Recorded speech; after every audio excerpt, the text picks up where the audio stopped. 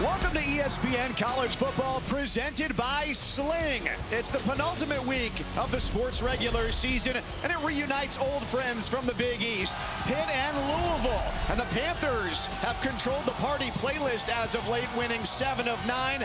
Temperature is low today in the 40s, but that's nothing that some hand warmers, some hard hits can't solve. And we're glad to have you with us today here at L&N Stadium. Brock Osweiler, Mike Cousins, Stormy Bonantoni, really braving the cold downstairs on the field. Pitt started off this year 7-0, their best start in more than 40 years. They've now dropped 3 straight. Louisville was a 10-win team a year ago. They're now 6-4. Tough losses, a total of 24 points for those L's. So they're finding the small parts here down the stretch that give them inspiration to finish out the season strong. That's right, and there's still a ton to play for both these teams. They're both coming off of very disappointing losses just a week ago. But when you look at the big picture for both these programs, I think the exciting thing for both fan bases is they get some of their star power back in the lineup for Pitt. It's freshman sensation quarterback Eli Holstein. He's been phenomenal this year. He wasn't able to play against Clemson last week. He's cleared, he's healthy, he's back in the game. And for Louisville, it's running back Isaac Brown. He's averaging 7.5 yards per carry, one of the best running backs in the country, and he's only a freshman. So despite, Stormy, these teams being out of ACC title game contention, the playoff is not in the picture. Coaches, players tapping their individual wells of optimism. Yeah, Mike, talking to coaches and players from both sides in this one, everyone talked about how you can't let any of that disappointment impact the fight and hunger that you have to close out the rest of the season. I love what Pitt linebacker Kyle Lewis told me about all the doubters they had during their 7-game win streak earlier this season, that these last couple weeks, they've let those doubters feel right. He said, we want to prove people wrong, and for all the fans and seniors who dealt with all the losing last year, that's not who they are anymore. As for Louisville, similar sentiment certainly with their seniors being honored in pregame, but they just want to get the bad taste out of their mouth for the way that last week's game ended. So despite whatever these standings might say, guys, there is no shortage of motivation on the field today. Pitt wants to break a 3-game skid. Louisville, a really rough one last week. These teams know you can't always get what you want, but you just might find you get week 13.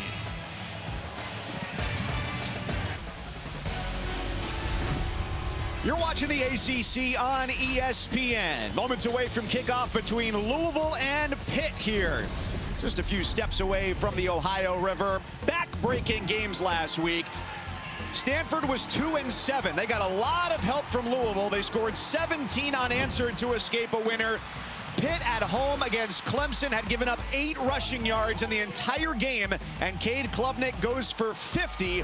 Pitt did get the ball back, a chance to score and win it at the end. They come up short. So, Brock, it's about rebounding today here with 2 games to go in the regular season. It is, and there's no doubt about it. Those 2 losses last week just completely gut-wrenching to both of these programs. So I'm anxious to see who responds and how do they respond. Do they use last week as motivation, or do they wallow in their sorrows, and does it carry over into the game today?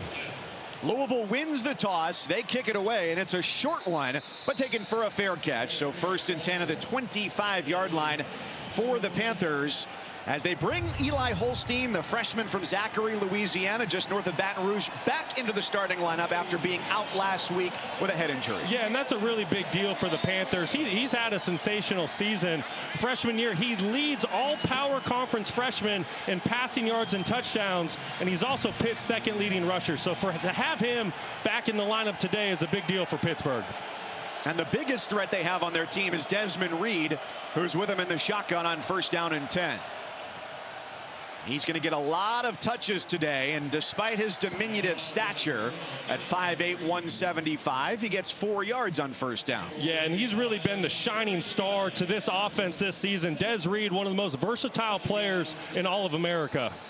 He's not only their leading rusher, but also their leading receiver on the year. First year at this level after coming along with their offensive coordinator, Cade Bell, after playing his first 2 years at FCS Western Carolina. 5 options, and for a second straight play, it's Reed again to make it 3rd and short. And I really like how Cade Bell's starting this game. He hands the football off on 1st down, then he gets the quick game on 2nd down. You have to remember, Pitt, they're basically playing with 3 backups on the offensive line. There's been a lot of shuffling at both tackle positions, and then at center, you have Terrence Moore making his first career start today, so expect a lot of quick throws out of Pitt early. That's just enough for the 1st down. running behind Terrence Moore, who is replacing Lyndon Cooper, a first-year transfer who was injured last game. So it's something to watch for Pat Narduzzi's crew, how this offensive line holds up.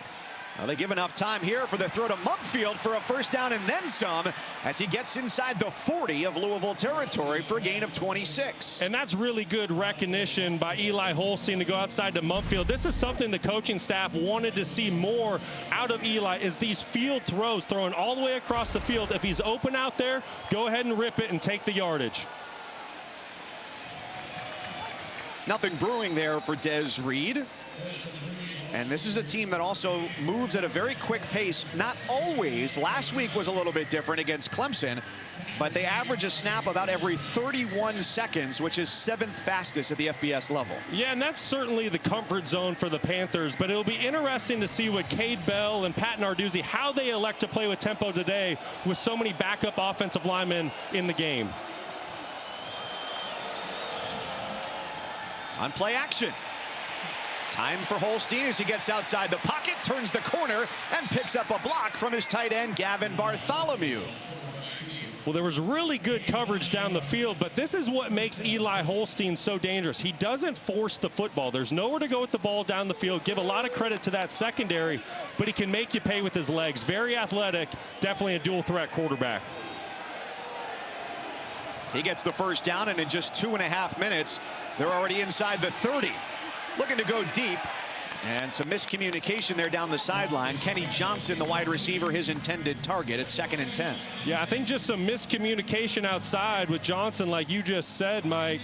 Johnson kind of sat it down at about 5 yards, just running a basic hitch route.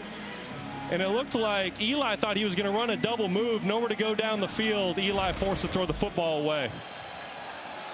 Some late substitutions as Reed remains the back. And he's open in the flat. He can make men miss. Case and point right there as it's 1st and goal Panthers, and the majority of the touches on this drive have gone to Des Reed. Well, I love this decision by Eli Holstein. There's nothing special to it. It's just a little flare route to the halfback. But what makes this play go is how decisive and quick of a decision Eli Holstein makes. If you get the football to Des Reed in space, he's going to pick up a lot of positive yards. On 1st and goal, Holstein feels the pressure, and he's intercepted at the goal line. A Louisville takeaway. Stanquan Clark, who got beat the play before by Des Reed, atones for the mistake and gives the Cards the ball.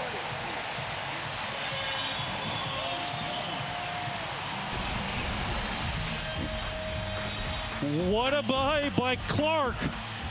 Bend but don't break. What a momentum shift for the Louisville Cardinals when we come back.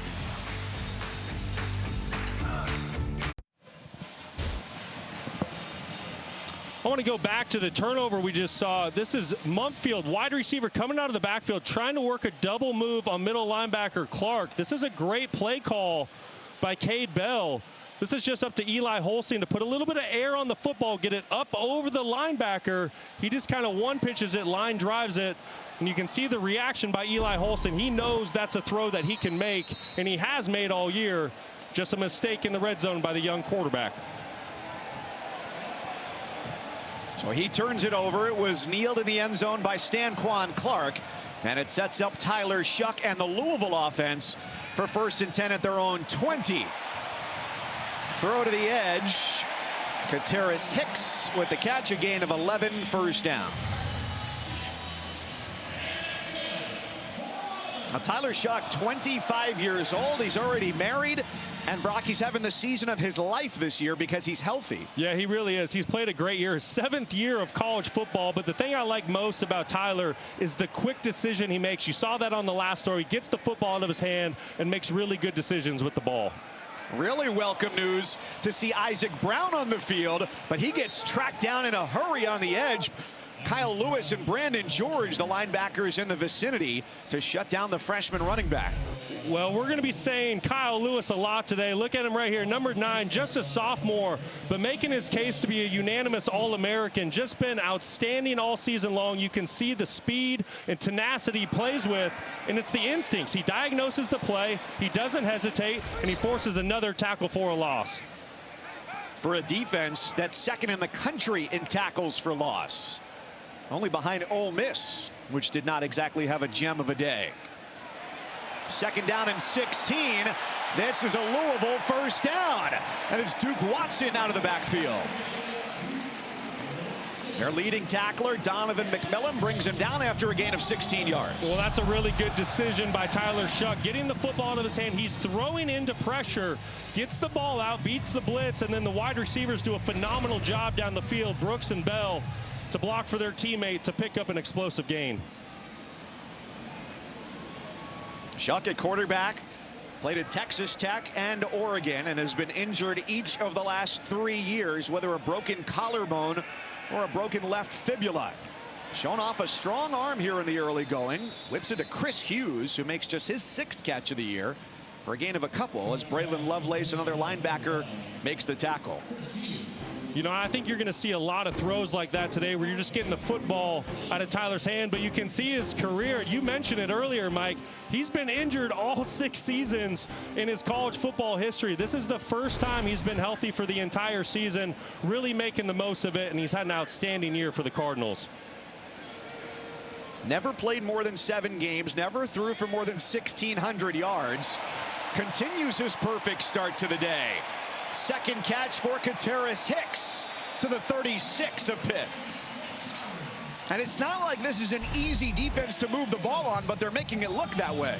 Well, it's just Tyler Shuck. You got to give him a ton of credit. He's really seeing the way the defense is trying to play him. He's seeing the field great, and he's making good decisions, getting the football out of his hand to his playmakers in space. He's playing really well early on.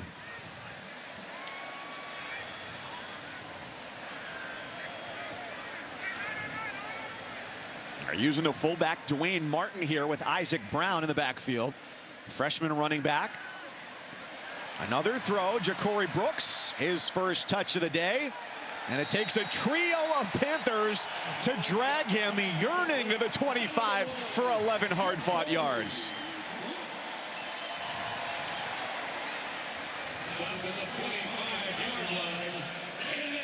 Ja'Cory Brooks, transfer from Alabama. And last year had just 3 catches, battled a shoulder issue. So with that grab, he's now surpassed his total in 1 year and not even a full season yet compared to his first 3 playing for the Crimson Tide. Another first down, and Brown gets tripped up. Looked like Jimmy Scott, the defensive end, impacted that play. So no pickup. Yeah, going back to Ja'Cory Brooks, you know, he's really had a fantastic year. And you touched on, this has really been his coming out party, even though he's a 5th-year senior. He's had 500-plus yard receiving games this season and working his way up NFL draft boards as we speak. Good size, 6'3", $195. And we've got a whistle, our first of the game, almost midway through the first quarter. There's no false start. The ball is not marked ready for play. Second down. Please reset. 25 seconds. 25 seconds. It's Gary Patterson, our referee here this afternoon in Louisville. This has been a really impressive drive by Louisville here with the first time with the ball. You got to remember, Pitt's defense, they lead the ACC in tackles for a loss as well as sacks. But right now, this Louisville offensive line, they're really in control. 8th play of the drive. They're averaging about 8 yards a play thus far. And the first incompletion for Shuck, who was 5 for 5 to start the drive. He missed Ja'Cory Brooks on the slant. Yeah, this is really good coverage outside. There's an opportunity to get the football to Brooks just a little bit in front. And if there has been one knock on Shuck this season, every once in a while he shows some inconsistencies with his accuracy. That was a throw right there on this quick slant that he needs to make on second down.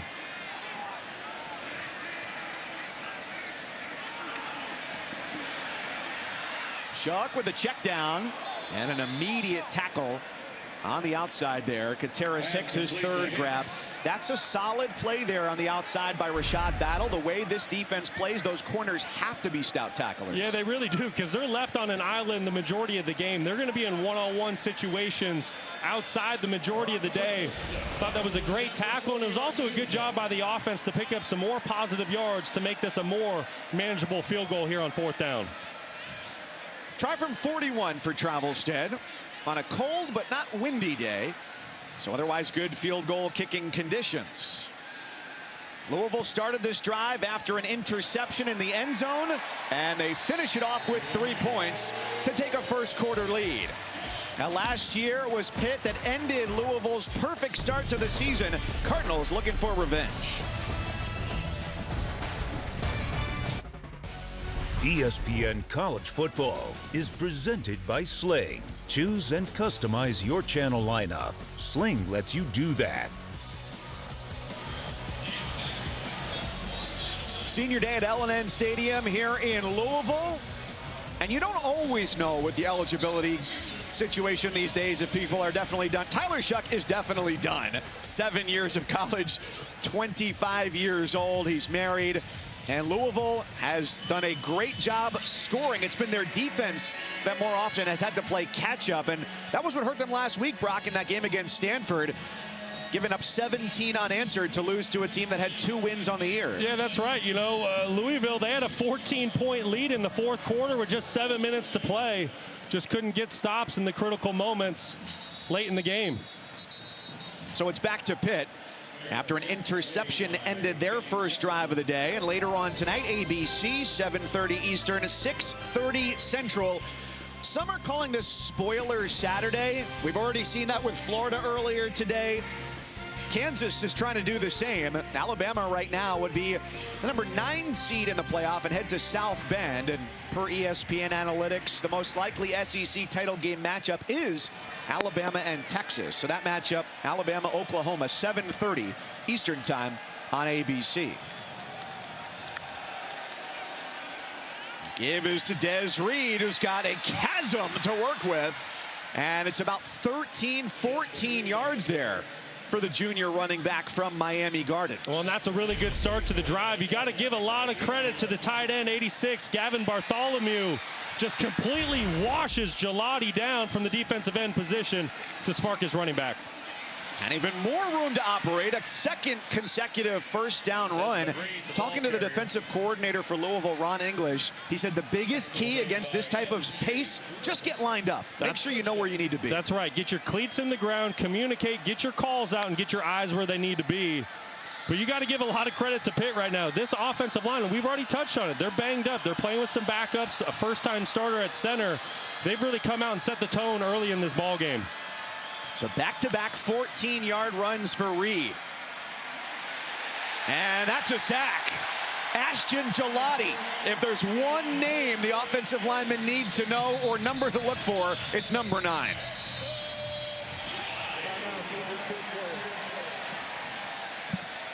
And Eli Holstein, who missed last week's game against Clemson, is down after that sack. Media timeout.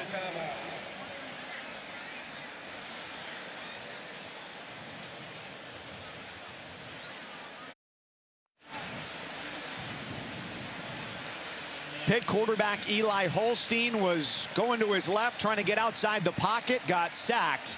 And unfortunately, the defender Ashton Gelati rolled up on his leg. And so Eli Holstein, who had missed time in 2 of his last 3 games because of a head injury, did not play last week.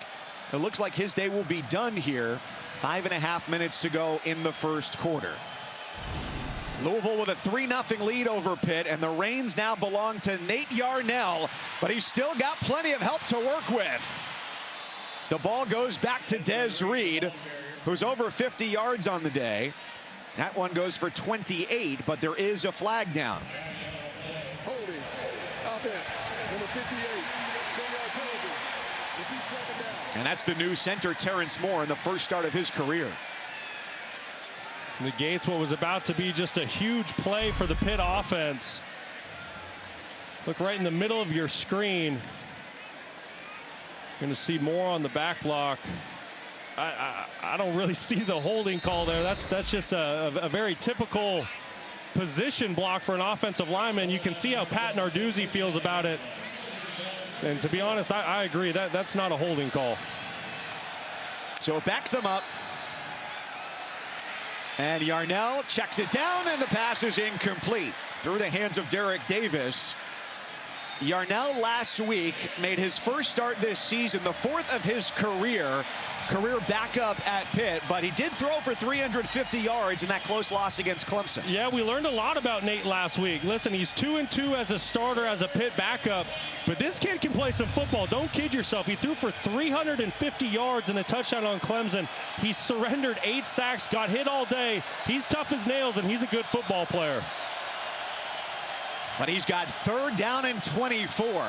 And with an empty backfield, he finds Konate Mumfield looking to set up a screen. There's another flag down for the 2nd time on this drive on a gain of just 10, leaving them 14 short of a 1st down.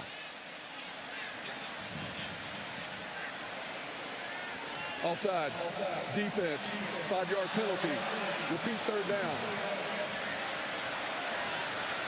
Let's go down to Stormy. And guys, remember, while Eli Holstein certainly exceeded expectations in fall camp to earn the starting job, Pat Narduzzi fully thought that Nate Yarnell was going to be the starter initially coming into this season. So he's a guy that they have a ton of belief in. And I did just want to say, as Holstein was carted off the field, while certainly the disappointment was all over his face, nice to see that thumbs up as he entered to a few of their fans. Now, Chris Hanks, the athletic trainer, was right out onto the field to check on Holstein, who, as Pat Narduzzi told us yesterday, had cleared all of the concussion protocol with their medical staff. It was not an easy road back. And that's the case for Yarnell, too, who was sacked 8 times last week by the Clemson defense. 3rd down, 19. He stands in, but hit as he throws, and the pass is incomplete with that pressure up front from Ramon Puryear. Yeah, Puryear just did a great job. Nowhere to go with the football down the field. 3rd and 19. Really tough spot to be in. Puryear at the top of your screen, just relentless with his pass rush. Also senior day for him. This is his 65th appearance in a Louisville Cardinals uniform, which is a program record, and he has had just a fantastic season. Former walk-on out of Eastern High School, just about 25 minutes from here. Brings Caleb Junko on to punt. And there is no room to operate on an attempt for a return for Ja'Cory Brooks. Great coverage from Pitt, whose opponents average 4 yards per return, which puts them top 20 in the country.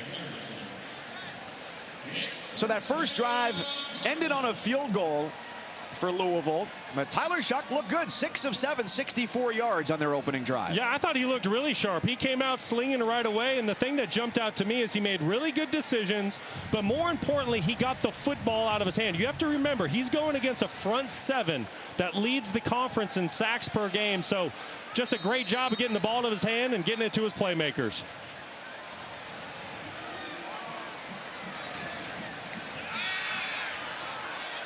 Play action with time. Ball is caught. Nate Kariski, the tight end. Only his 8th catch of the season. Pushed out of bounds by Brandon George, 23 yards. Well, this is just a really good play call by Jeff Brom, getting a tight end matched up on a middle linebacker. That's advantage offense every single time. Brandon George, the middle linebacker for Pitt, he's a downhill run-stuffing thumper. He's not great in covering the pass game. It's a great first call for Louisville out the gate. Shuck up to the offensive line, which certainly has seen its own fair share of carouseling this year. Isaac Brown with some room to operate. Can he beat everybody? He's down inside the 15-yard line. Isaac Brown is back and with a flourish. Tackled by Rylan Gandy, but he goes for 47. Yeah, what a great run here by Brown. You give him any space and he's gone. He's one of the most dynamic playmakers in all of America, having a sensational freshman season. You got to give a lot of credit to left tackle Sylvester, who laid the big block. Hand it off again. All the way down to the 5-yard line after a collision with Donovan McMillan, the leading tackler on the Panthers defense. Well, an opportunity to make a first quarter statement against a pressure-packed defense. Louisville on the verge of going up 2 scores. Can still pick up another first down inside the 3. Louisville getting a push, and the Panthers reciprocate, but it is 1st and goal, Cardinals. Well, this is just so impressive by Louisville, and this is a good-on-good game within the game. Louisville's offensive line versus Pitt's defensive line. Pitt's front 7, that defense, they lead the conference in yards per rush allowed at under 3 yards per carry. So the fact that Louisville has been able to run the football, establish the run, the line of scrimmage, as well as the pass game, very impressive against this defense. 1st and goal, they get big along the line, and that opens up space for Isaac Brown to score a touchdown.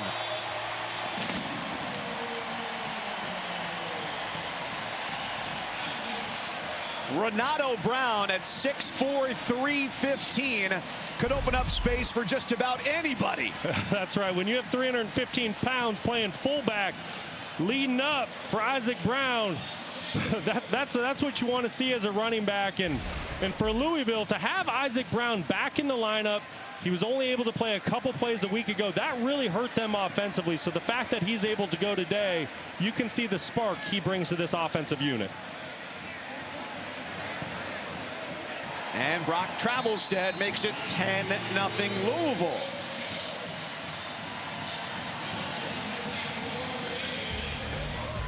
Well, let's take a look at this week's college football playoff rankings, brought to you by Goodyear. Ohio State taking care of business today against Indiana. Georgia, a surprising score, even though they won, gave up a good number of points to UMass. But Brock, I know you're looking at the bottom right there in Ole Miss. Well, yeah, I mean, Ole Miss going down on the road to Florida today, that's going to cause some shakeup. You're looking at Indiana right below Ole Miss. They also lost. So, you know, where do the rankings fall when we get to Tuesday?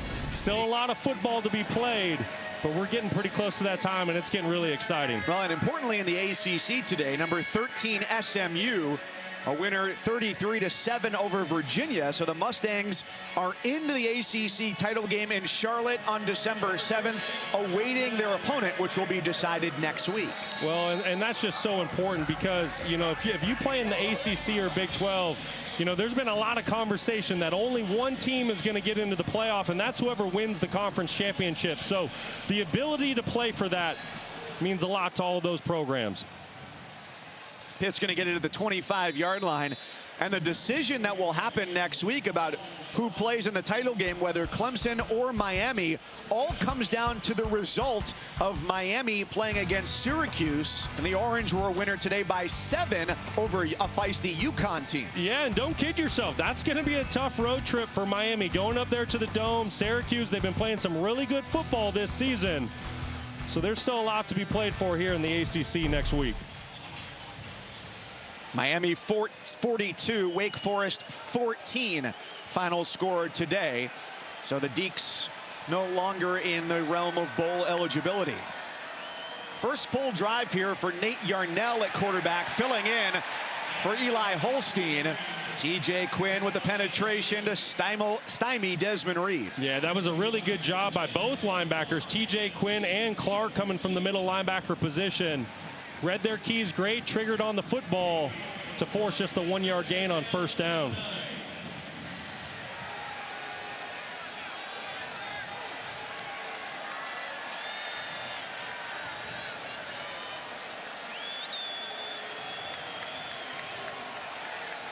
Second down, 9 to go. Yarnell 0 for his first 2. He held it for a long time, and he's 0 for 3. And there's a late flag as well. 2 defenders there. Des Tell on the scene for Louisville. Personal foul, roughing the passer. Number 99, defense. 15-yard penalty. Automatic first down. That is Tell, the junior third-year starter from Stockbridge, Georgia, flagged for the 15-yarder. Well, this is going to be interesting. This is pretty close on Tell. I got to assume it's because he took Nate Yarnell down late in the play. Ball's away, but, you know, I got to side with the defense on that one. That's so tough, and we've heard the conversation. It's really tough on defenders when they're bringing down quarterbacks. To me, that's a bang-bang play and looked pretty clean. And as he's driving through, his eyes are not in a position to see that Yarnell has thrown the ball. That's right, Mike. Well, not like on the earlier drives where the gaps were quite wide for Des Reed. Thor Griffith, the Harvard transfer, bursting through there. State champion wrestler in the state of New Hampshire. Rock solid granite guy along that defensive line. And all of a sudden, 2nd and 10 here in the final minute of the first quarter. Against a 4-man rush, there's more time. Reed with the catch. He gets out of 2 tackles, but not a third. Just shy of midfield. It's a really good job by Yarnell, just checking it down to his running back, Reed. Nowhere to go with the football down the field. Be smart early. There's already been 1 turnover in the game. You were just given a gift on 3rd down with the personal foul to get a fresh set. I think that's a good decision by the quarterback.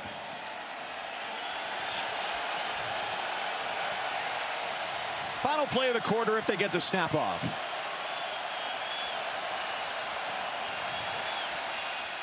Oh my goodness, what a blow. Mumpfield to catch, but he is immediately obliterated by Stanquan Clark, who started the quarter with an interception and finishes it with punishment. That's the end of the first quarter. What a monster hit by Clark on Mumpfield. When we come back, 10-0 Louisville.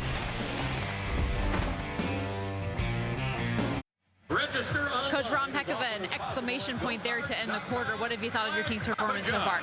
Well, we wanted to come out ready to play. They took it right down the field. Luckily, we got an interception. So it's going to be a tough football game. It's a really good team. We got to execute all game. Thanks, Coach. Well, it hasn't looked particularly tough so far with a 10-0 lead after 1 quarter. They've got Pitt on their backup quarterback. Nate Yarnell has stepped in for an injured Eli Holstein, taken off with what appeared to be a leg injury. And on 4th down, it's a handoff. Derek Davis marked short. He needs the 49, and they've got him at the 50. If this goes Louisville's way, what a stop at midfield, already up 10. Such a critical play early on in this football game. A measurement. Official timeout.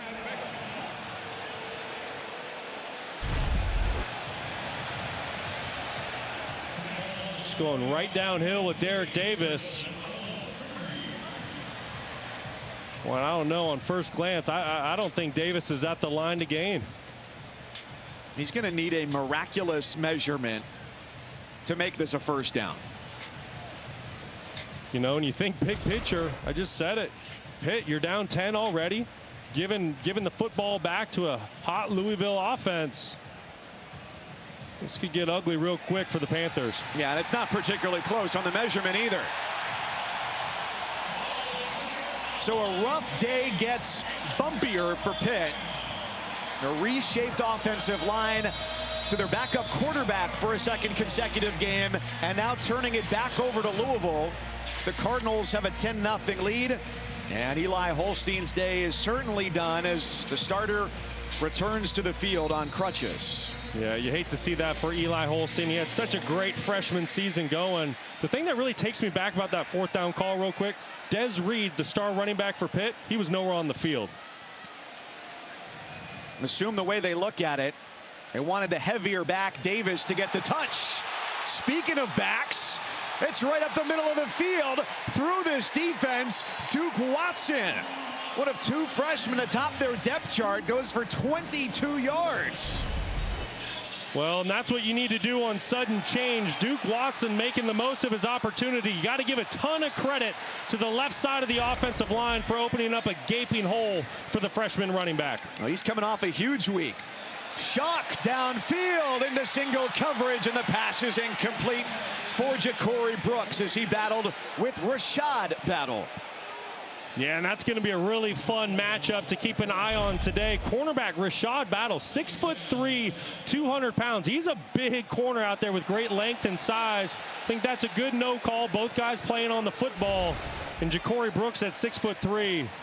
That's going to be a good one to keep an eye on.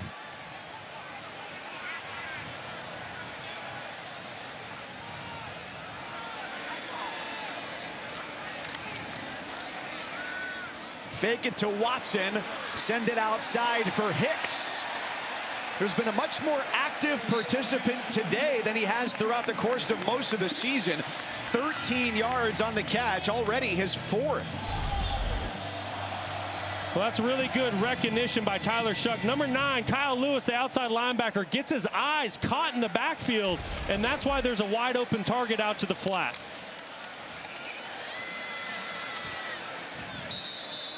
Brock, what do you see from Louisville thus far that they're having so much success against what is usually a very hard defense to advance the ball on? It's the offensive line. When you can control a football game from the line of scrimmage, when you're able to run the ball, play action, quick game, it all starts up front in these football games with the big fellas. And that front 5 for Louisville, they've had a fantastic start to this football game. And they've only had 2 constants along the offensive line this year. Pete Nigra at center and Michael Gonzalez at left guard. The only guys to start all 10 games.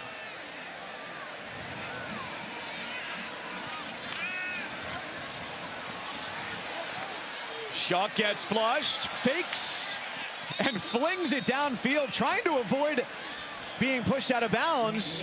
Quarterback out of bounds prior to releasing the pass. But was not successful in that endeavor. So they're going to mark him back.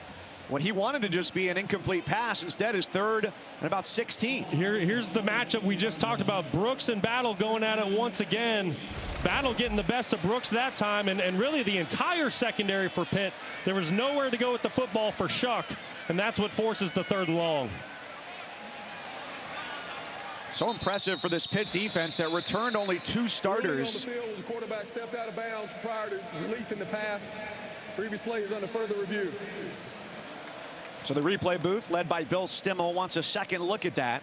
And Gary Patterson will check it out. Maybe 3rd and 16 coming up. After further review, determined that the quarterback released the pass prior to going out of bounds. It'll be 3rd down and 9 at the 15.5 right hash. The clock will start on the snap. Brock, that's textbook how they teach you to throw it away there, right?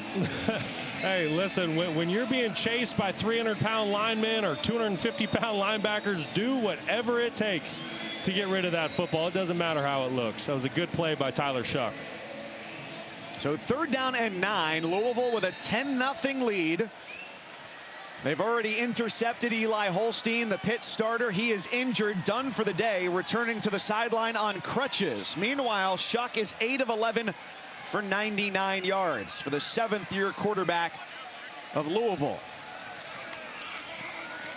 He gets a lot of time, and that's the easiest touchdown anybody's going to throw today. Ja'Cory Brooks for 6 from 15 yards out. And this is all Louisville in the early going.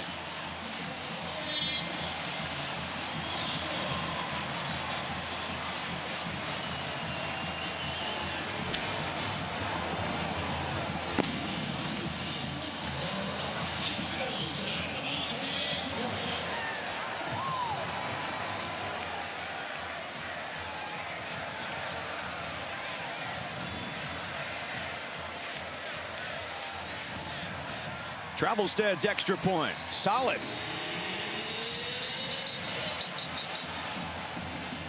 All things Louisville here in the first half. Keep an eye on the running back. Number 4, Turner, does a great job on Kyle Lewis in blitz pickup. That's what allows Shuck to get rid of the football. And Ja'Cory Brooks once again working on Battle. I don't know why Battle 15 does not stay with the wide receiver in this coverage. You got to think the corner thought the safety had some involvement. He was going to pass him off at the 3rd level. Whatever it was, there was miscommunication. Tyler Shuck, Ja'Cory Brooks making them pay.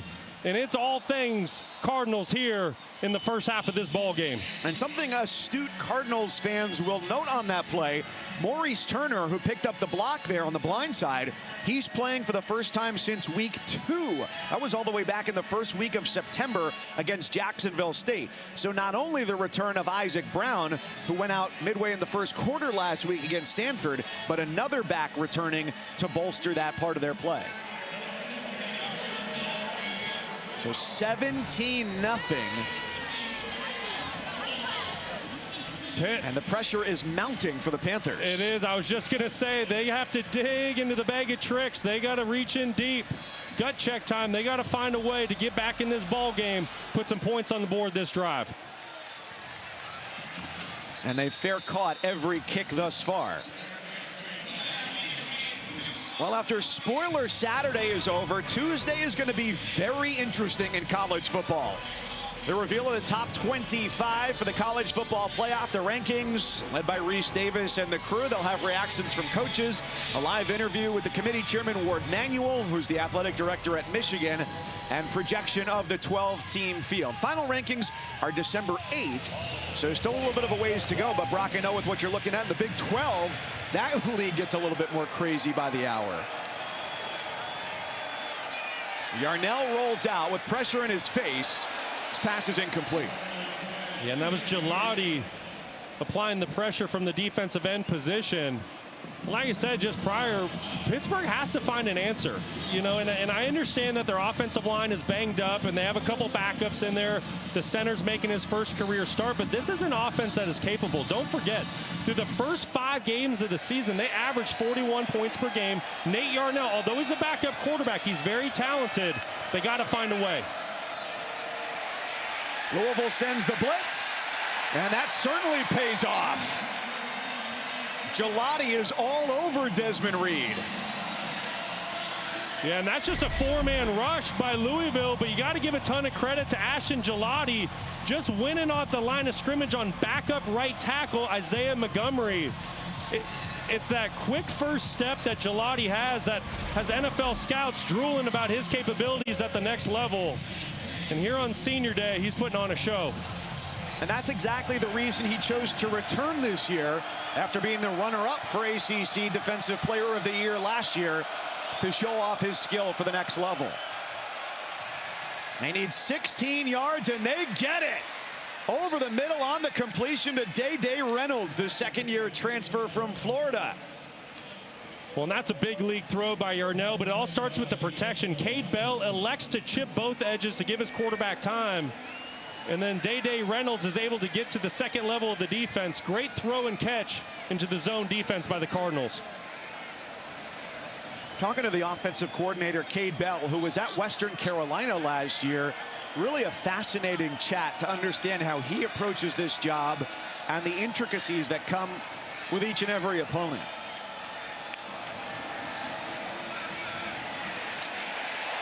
Man, after Reed had a phenomenal first drive, this time it's Antonio Watts who drops him for a loss. Backwards for 6. So I want to go back to that third down because that's a really big-time pickup on 3rd and extra long. You're going to see Day Reynolds. He gets free access in the zone coverage, which allows him to get into that zone window. But it's really the chips. Keep an eye on the edge of the line of scrimmage. Moving forward in this ball game, I would assume Cade Bell is going to start chipping those edges with the way Gelati and Purrier have played early on in this ball game for Louisville. Just a 4-man rush.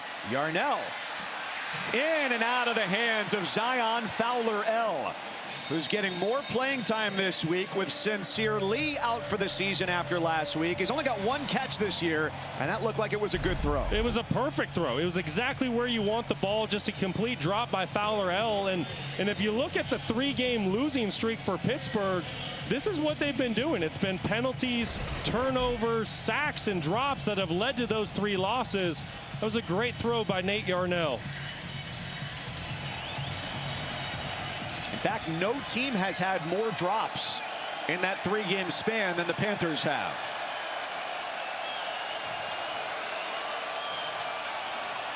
They hit Reynolds on the last 3rd and long. Another 3rd and 16. Yarnell finds a seam.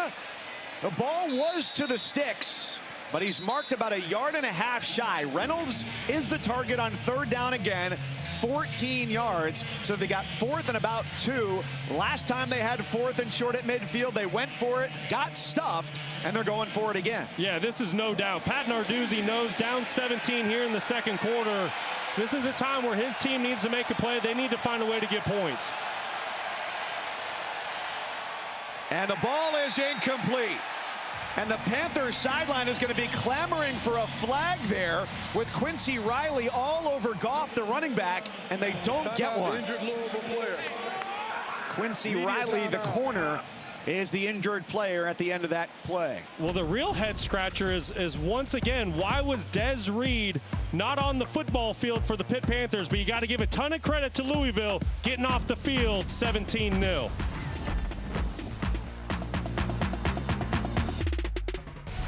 ESPN College Football, presented by Sling, is brought to you by Chick-fil-A. It's the little things that make game day worth celebrating. Louisville, home of the Slugger, the Derby, Ali. And today, Pitt and Louisville on the gridiron. 17-0 Cardinals. Mike Cousins, Brock Osweiler, Stormy Bonantoni. And Brock, you're scratching your head. Yeah, you know, this is a running back that hasn't been in the lineup all year long. Jules Goff matchup on a cornerback, you know, so they're running a little rub play on the inside here. I like the play call. I just think this is a play where you need to get Des Reed on the field, because if Reed's on the field, he's going to press up, maybe create a better rub, and create an easier throw for Nate Yarnell and possibly pick up that 1st down. So they go for it on 4th down. It sets up a short field. Looking for the screen. It wasn't there. And Chuck throws it away. Stormy? And Mike, this Pitt defense, it's been so good all year, obviously struggling early in this game and struggling to keep their composure on the sideline too. Secondary coach Archie Collins actually had to separate a few players on the sideline who were jawing and getting into it with each other, which oddly enough kind of stemmed from, at least what it appeared to me, one of their leaders, Donovan McMillan, trying to encourage players to control their emotions. So some frustrations brewing over here. Well, they're also in the midst of a 3-game losing streak. And that's what starts to happen, Stormy. You know, Mike, you said it, 3-game losing streak. Last week, you thought you were about to beat Clemson at home.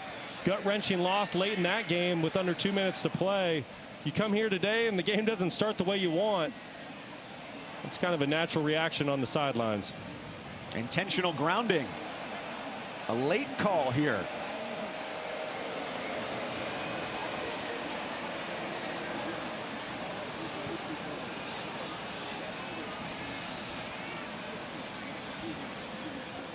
Second down.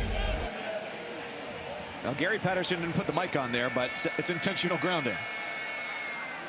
Yeah, I'm a little confused here because it looks like the Quarterback was outside the pocket box, outside the tackle box, but the ball did not make the line of scrimmage.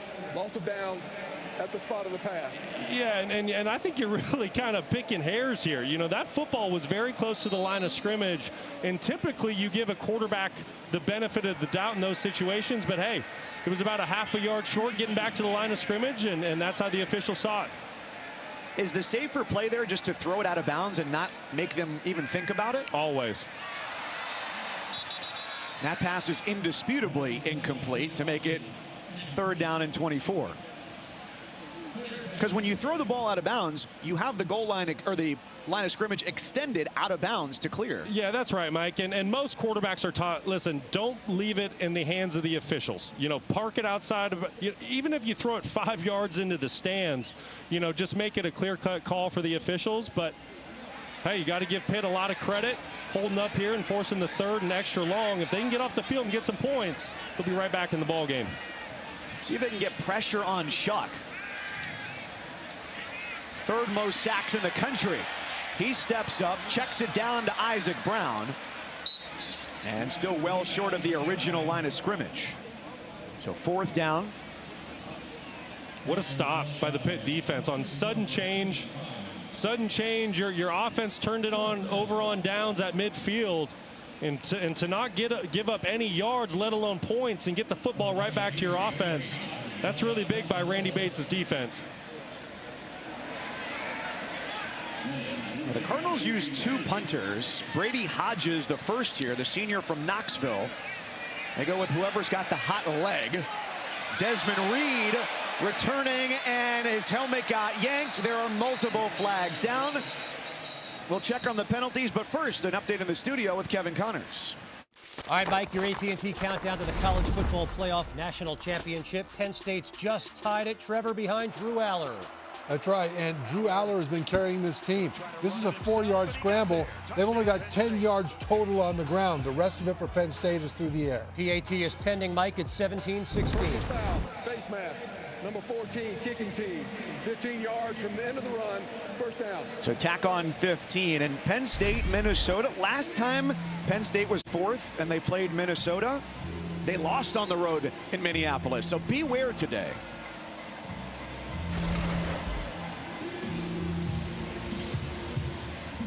Well, here's what Pitt is facing with this 3-game losing streak. In the last 50 years of ACC play, only 2013 Miami and 1983 North Carolina have started 7-0 and lost 3 straight. Neither of those 2 lost a 4th straight. But the hill is steep at the moment for the Panthers, down 17.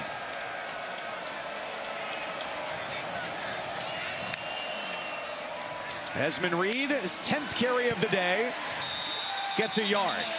So he's averaging about 2.5 yards a carry. And that's just a young offensive line, not able to get up to the second level on linebacker Benjamin Perry, who filled in and made a great tackle in the hole for only a 1-yard gain. You're working a double team with your center and left guard. Somebody needs to work off that double team, get up to the second level, and get a hand on Perry.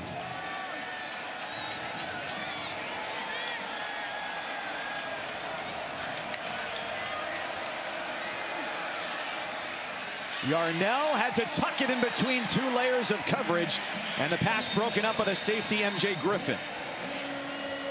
And this has really been the Achilles heel to Pitt football the last 3 weeks. This is a decent throw. It's going to be a really tough catch. But it comes down to first down for the Pitt Panthers. They haven't had as much success on first down, getting positive yards, getting the drive started as they did in those first 5 games when they were scoring 41 points per game. You can see how they've been behind the sticks today, and that's really been the case for them the entire month. They're averaging 35 points a game. Immediate pressure. Reed's got it. And he is down. So it was 3rd and 9. They go backwards again. And it seems like Louisville is telekinetic on defense. Yeah, that was a really good job by Tamarian McDonald coming up in the open field. He had great eyes on the play, locked onto the running back the whole way to force another punt by the Pitt Panthers. And Pittsburgh, they're just stuck in the mud at this point. You know, they're trying everything, run game, screen game, pushing the ball down the field. Cade Bell has a challenge today to try to find success on offense against this Cardinals defense. Junko with his second punt. Brooks drifts inside the 20.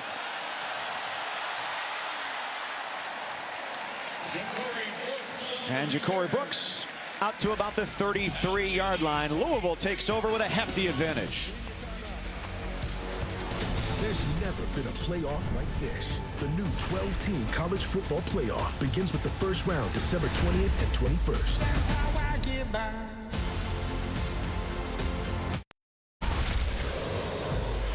This season, Allstate will celebrate every field goal and extra point made by participating universities by making a donation to the university's General Scholarship Fund. Thank you, Allstate. Chilly afternoon turned evening here in Louisville. 17-0 Cardinals out in front of the Panthers. Mike Cousins, Brock Osweiler, Stormy Bonantoni along with you today. In the second to last week of the regular season, Maurice Turner with his first carry since week 2. Stood up at the line by Kyle Lewis. Yeah, that was a really good fill and tackle by Kyle Lewis. Talk about a very critical drive and sequence here for both football teams. Louisville, if you can find points, wow, are you really in control of this football game, especially considering you get the ball to start the third, and Pitt, when we can all see the scoreboard, they need to get a stop, get the ball back to their offense, find a way to get on the scoreboard. Ball too high on the edge there. As Shuck went play action, Brock, to nobody in particular. Well, he kept the play action rhythm. His running back had to abort to go pick up a blitzer, and a lot of quarterbacks, even though they know they lost their running back as far as the play action goes, that fake coincides with the timing of their feet, and I think that's why Shuck stuck with it. 7th-year QB, 10 of 15 for 123 yards.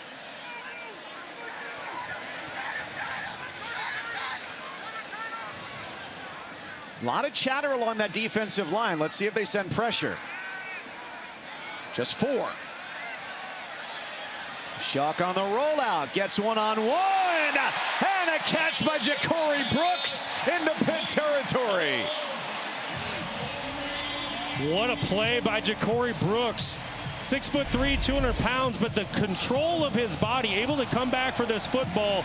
Great throw by Shuck. Gandy was really in good coverage the entire down to the very last second. Give a lot of credit to Ja'Cory Brooks for making a great play on the football.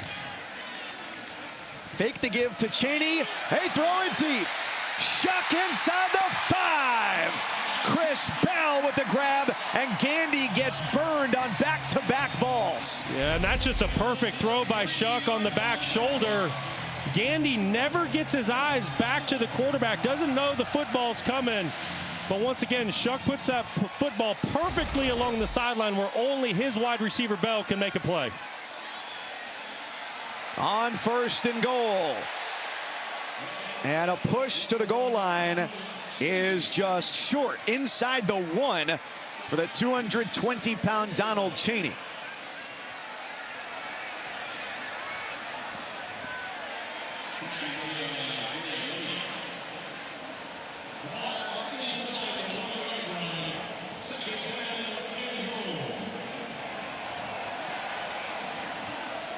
Louisville gets a little bit heavier, a little sturdier along the offensive line.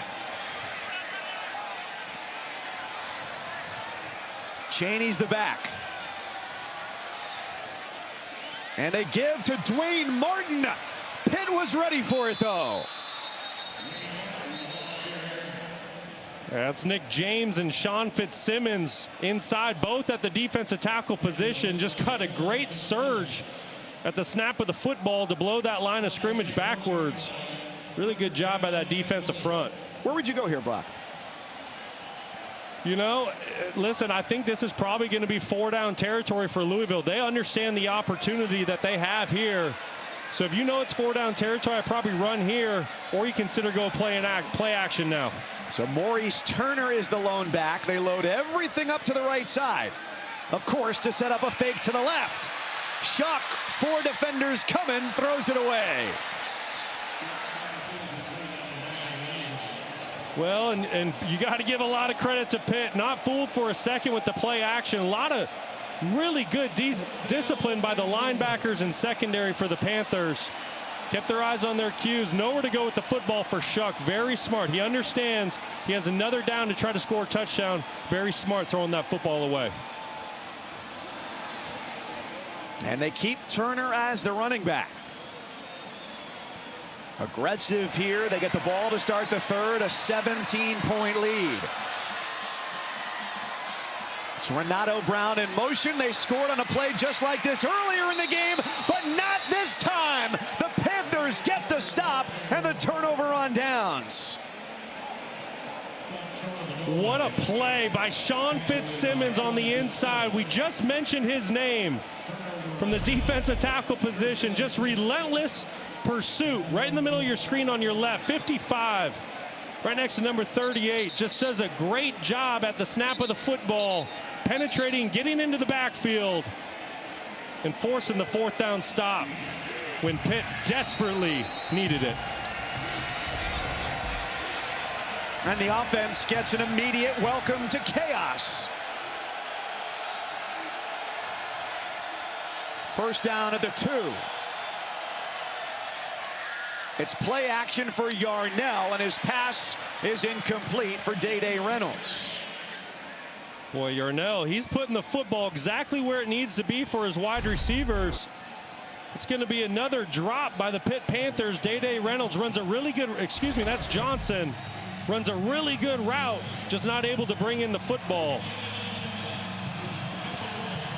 Yeah, don't let me lead you astray, Brock. Trust your eyes. That was number 2, Kenny Johnson. All good. Do they dare run it here? They buy time for Yarnell, and a wobbler is intercepted by Stanquan Clark, his second interception of the first half.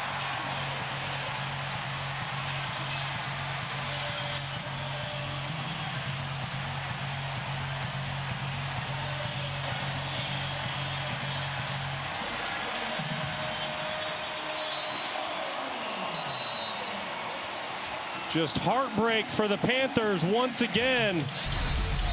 Second turnover of the day. You're going to see just trying to sell the in cut and then work back out. This is exactly where Clark is. I'm not exactly sure why Nate Yarnell throws the football to the inside. He knows his receiver's working a double move. Just not on the same page, miscommunication. And once again, Clark is there to make him pay. And Isaac Brown is to the 5. He bounces off a defender and into the end zone.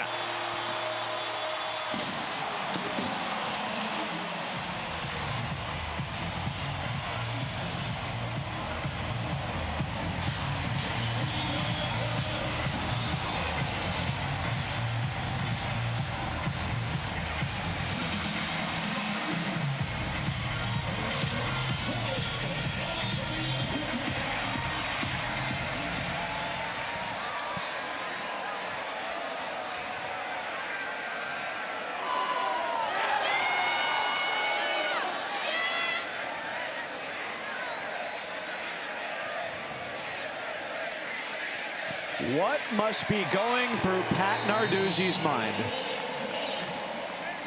Nothing good right now, Mike. It's been all things Louisville Cardinals here in the first half. You got to give a lot of credit to the left tackle there, Trevante Sylvester. Brown's going to get credit for the touchdown, but Sylvester opened up a great hole initially at the line of scrimmage. Brown makes a couple miss, which he's been doing all season long. Just a tremendous freshman season. And we stand here with a little bit under 4 minutes to play in the first half. 24-zip Cardinals. Isaac Brown right now is averaging almost 10 yards a carry. 7 for 67 and 2 touchdowns. You know, and as you say that, don't forget, coming into this football game, this is a Pitt defense that led the ACC conference and only allowing 2.8 yards per rush. This has been an absolute clinic by Jeff Brom, his offensive line, and his running backs today.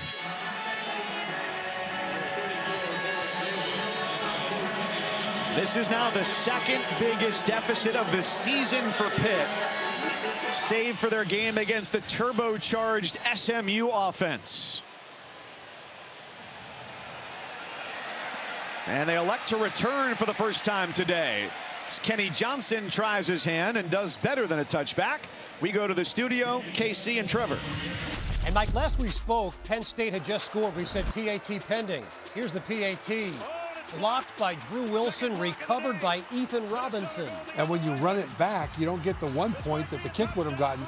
You get 2 points, like it's a 2-point conversion for the defense. Mike, Indiana's already lost. Penn State losing right now. This was supposed to be the big year for James Franklin and Penn State. They'd never made the 4-team playoff. They'd be hosting as of today if the season were to end today, and perhaps they hoped it would be over today.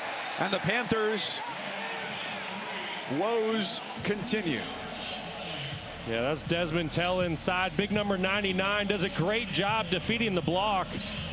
Listen, I get it, Pitt, you're on your heels, nothing's worked, but you have to find a way to get some positive yards, get some points. This drive, I'm looking at Des Reed the whole way out of the backfield.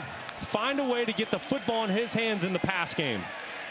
Well, they had him in the flat. Instead, it's the tight end, Gavin Bartholomew, to make third down much more manageable. You know, you never want to become one-dimensional as an offense because the defense can really tee off on you, but let's be serious. Pitt, they cannot establish the run game the way the line of scrimmage is playing out right now. Louisville's defensive line really controlling the football game. It's time to start chipping the edges and put the ball in Nate Yarnell's hands.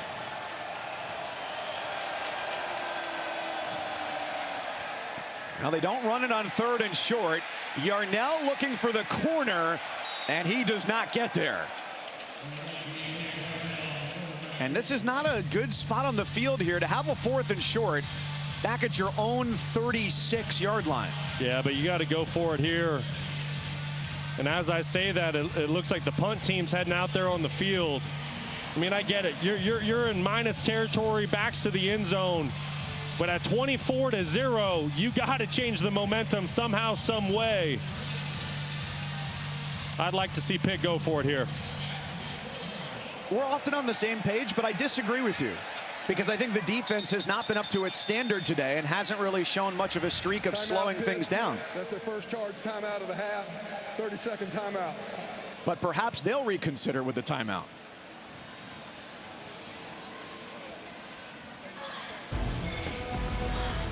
Tomorrow, 10 a.m., the NFL Countdown crew gets you caught up on everything leading to kickoff. And then Monday, Joe Buck, Troy Aikman in L.A. at SoFi Stadium.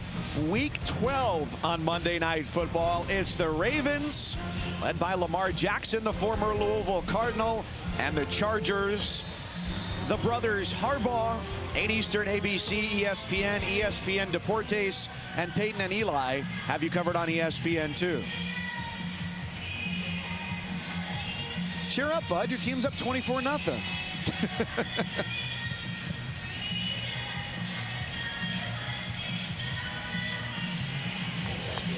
So 4th and 1, and the punt team is hot to go here as they come back out. Going to kick it.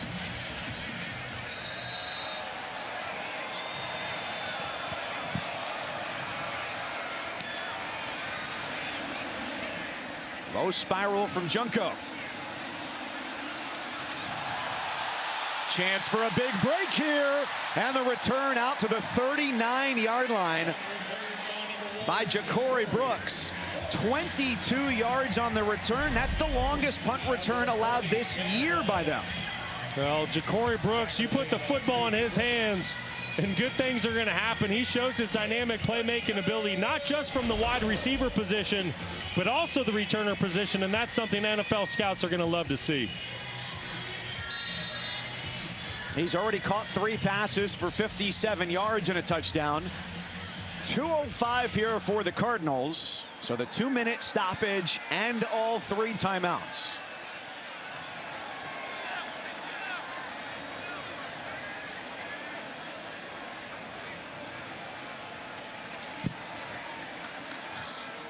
Out of the eye, Duke Watson gets a yard.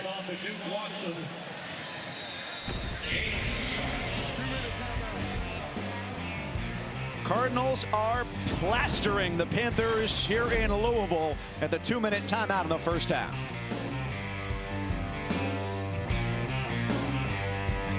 Kevin Connors in studio. Coming up on the Principal Halftime Report, we'll show you how SMU clinched a spot in the ACC Championship with a dominant road win. Plus, the Buckeyes make a statement against Indiana. Trevor Maddich on what it now means for the Hoosiers' playoff chances. And Colorado and BYU, both in action, both with Big 12 aspirations, like both currently losing. Well, the motto of the story there is you don't want to play Kansas in any of the last 3 weeks, as they have just been terrorizing top teams in the Big 12. Inside 2 minutes, and it has been all Louisville here this afternoon. You know, it really has, and in a lot of ways, you got to look at a big picture. Jeff Brom calling a great offensive game right now. But, you know, you look at Louisville's season, outside of the loss last week to Stanford, they've put together a great year. The other 3 losses were all by 7 points to ranked opponents. They had opportunities to win the game. This is a quality ball club.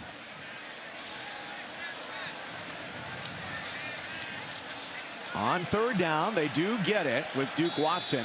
And it's so much a luck of the draw, Brock, in the era of the Super Conference, how difficult your strength of schedule is within your own league.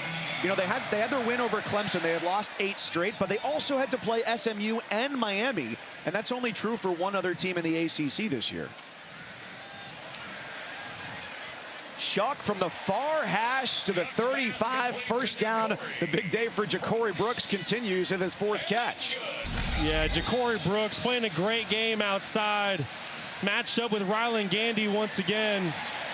Brooks really doing whatever he wants outside today, and Tyler Shuck and Brooks just dialed in. You can see the chemistry and the timing of the throw. Those two are definitely on the same page, and they've had a heck of a year together.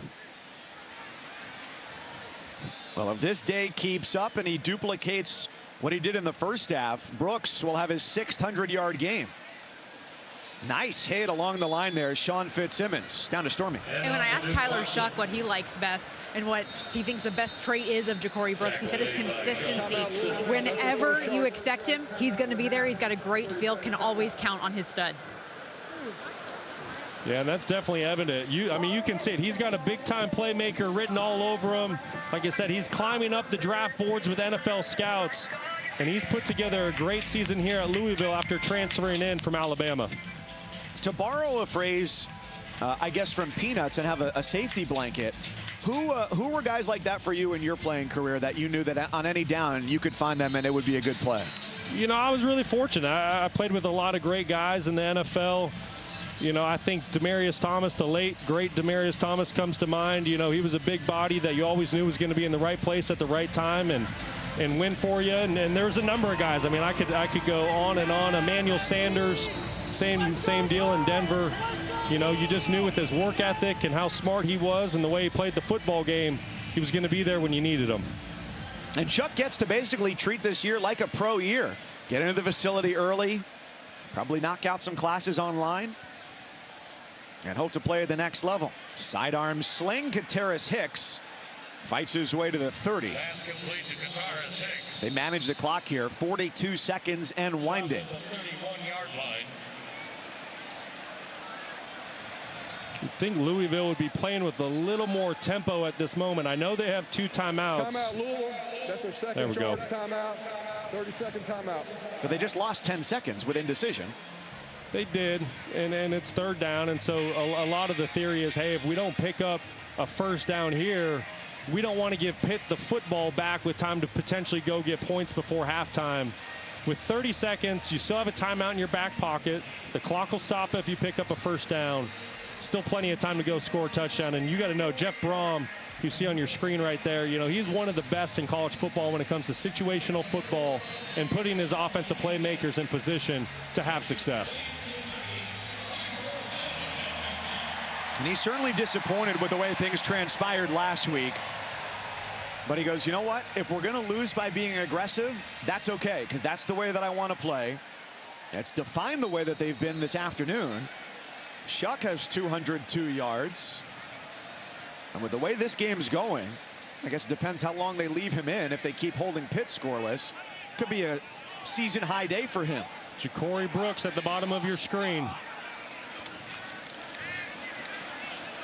Line holds up, 3rd and 5. Shuck runs for the first down. And talking with the coaching staff yesterday, that is exactly what they wanted to see out of their quarterback. If there was nothing open downfield, but there was yards to be gained with your legs, go ahead and take them. Great play by Shuck. Isaac Brown gets a couple. Clock is at 14. They've got 1 timeout. Timeout, Louisville. That's their 3rd and final timeout of the half. 30-second timeout.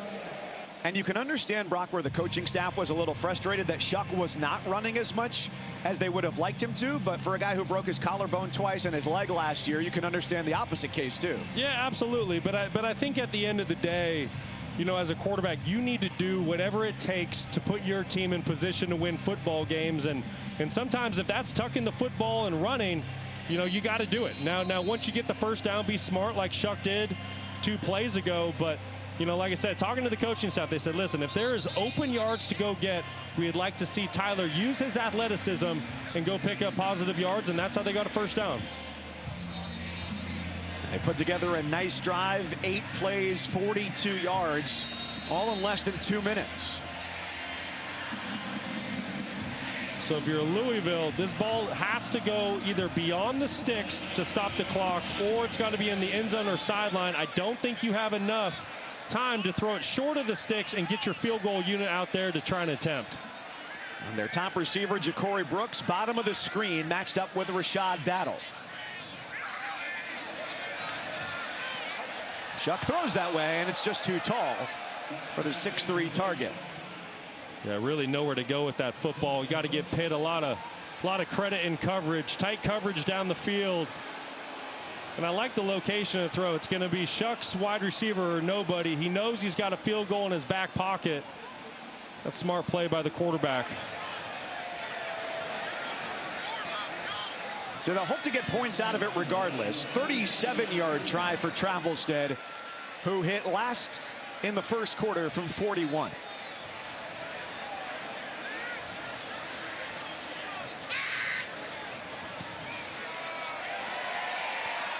And the senior is 2 for 2 on the day. Still leaving 5 ticks on the clock. So it's 27 in the first 2 quarters, and they get the ball to start the third. Just such an impressive first half by Louisville. Over 300 yards of total offense. And think about that. That's going against one of the best defensive units in the entire country, not just the ACC conference. So got to really tip the cap to Jeff Brom, his offensive coaching staff, Tyler Shuck. They came to play tonight, and they're laying it on the Pitt Panthers right now.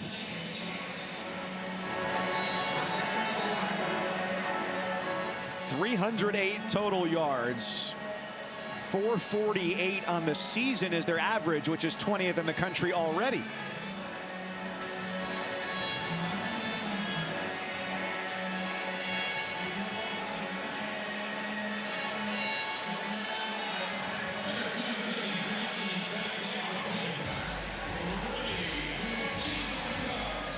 The amount of swag surfing correlates with the amount of scoring today from Louisville.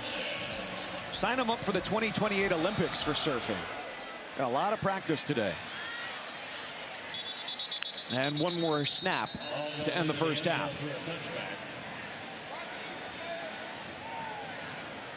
So there's going to have to be a serious recalibration for Cade Bell and the offense for Pittsburgh going into the third quarter to get something different going. No, that's right. I mean, you got to go in the locker room if you're the Pitt Panthers, and you got to make a decision.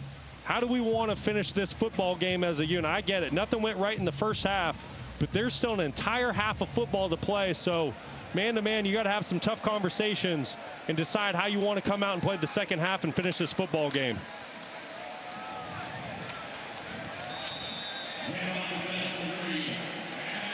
So the Panthers here in Ali's city have played more Sonny Liston than Ali in the first half.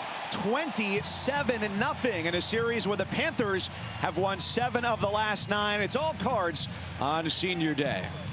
Lots going on in this day of college football. Here's KC. Mike, dominant first 30 minutes by Louisville, and Pitt struggles continue. Welcome into the Principal Halftime Report. Welcome back to ESPN College Football, presented by Sling. You're watching the ACC on ESPN. 27-0, the Louisville Cardinals out in front of the Pitt Panthers. 1 half down and another to go here at LNN Stadium in Louisville. Glad to welcome you back here into the booth. Mike Cousins and Brock Osweiler, Stormy Bonantoni down on the field. For the Pitt side, Brock, I think the Pitt fans would hope they could get the Men in Black memory eraser after that first half, because it was just everything that went wrong. They turned it over 4 times, and seemingly on the converse, everything went right for Louisville, which also gets the ball to start the third. Well, that's correct. You really wondered coming into this football game. Both teams had gut-wrenching losses a week ago, but who would use that for motivation and play well tonight? And it's clear, it's the Louisville Cardinals, and to me, it really starts with their quarterback, Tyler Shuck. I think he was nearly flawless in the first half. Jeff Brom called a great game from the coordinator and head coach position, and it's been all thing Cardinals in the first half. And that leads us to today's great performance, brought to you by State Farm. Well, going back to the quarterback, Tyler Shuck, like I said, nearly flawless in the first half, 14 of 21, over 200 yards and a touchdown. He can do no wrong, and a big reason of that is his go-to wide receiver, Ja'Cory Brooks, consistently winning his one-on-one battles outside. So the players they needed to show up doing just that. And Ja'Cory Brooks over 1,000 yards this year, first 1,000-yard receiver in 2 seasons for Louisville. Shuck feeling the heat on first down. And it was Brooks' intended target there. Let's go down to Stormy. Well, I asked Louisville head coach Jeff Brom what impressed him most about his team in the first half. He said it was simply execution. They're blocking well. They're running well. He said their quarterback, Tyler Shuck, has them in a rhythm, and that it's funny. Sometimes you come into a game and sometimes you have it, sometimes you don't. So far they do, but they need to sustain it here in the second half. And as for Pitt head coach Pat Narduzzi, he said losing your starting quarterback, Eli Holstein, early hurts, and Nate Yarnell got beat up at Clemson last week. He didn't take a snap at practice all week. That's not to be overlooked, too, Brock, is the fact that you've got Holstein out. Whether he'll be able to go next week, I think, is certainly in question because he came back out on crutches in the first quarter. And Yarnell got sacked 8 times against a defensive line from Clemson that's got some serious ballers there. Yeah, that's a great point, Mike. But, you know, at the end of the day, if you're healthy enough to be in a uniform, you're expected to perform. And this late in the season, late November, every team has their bumps and bruises. And so Nate Yarnell, he played a fantastic game against Clemson a week ago. And I'm anxious to see if he can come out here in the second half when he gets the football in his hands and spark his team. The Panthers need their defense to get Louisville off the field. And the bobbled ball on the edge is caught. Sprint down the sideline for Chris Bell. Adios.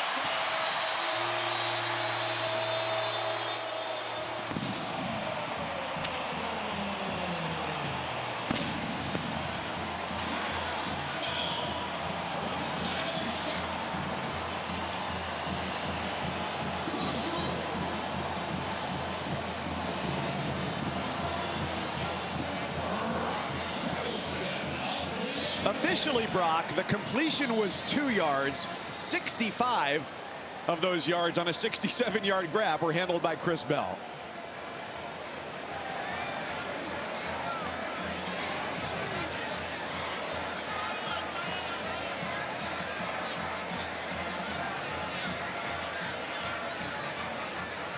Louisville continues a statement-making Saturday. Well, the nightmare continues for the Pitt Panthers here in the second half. You got to give a lot of credit to Tyler Shuck. Great arm angle just to get this football out. And then with Bell, Ryland Gandy coming up from the corner position. Bell's 220 pounds. You can't just try to slightly push him out of bounds. You better run your feet and make a good tackle. Otherwise, Bell's going to make you pay.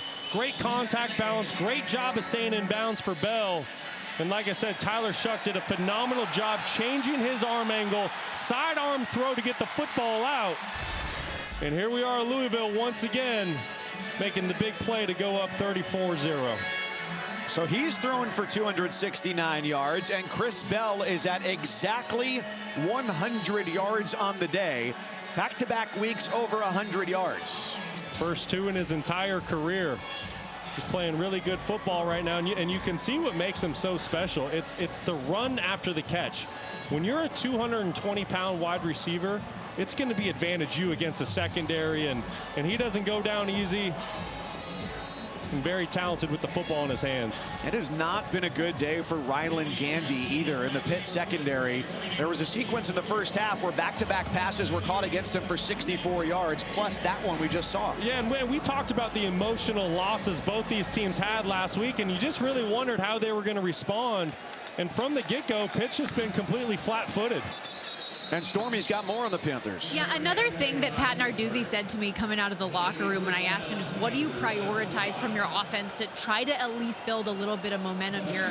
He said it's first and second down because this Louisville defense is too good to be stuck in these third and longs. And we talked about it this week in our coaches meetings and how he approaches things with his offensive coordinator, Cade Bell. He likes to be aggressive. They haven't been able to do that because they're not getting those third and short. So need to move the chains on first and second fast. Brock, that was exactly the point you made. Yeah, that's exactly right. First down is so critical to this offense. They need to get 3 to 4 yards each first down. Yarnell on the run gets tripped up over the shoelaces by Des Tell. And just to the 26-yard line.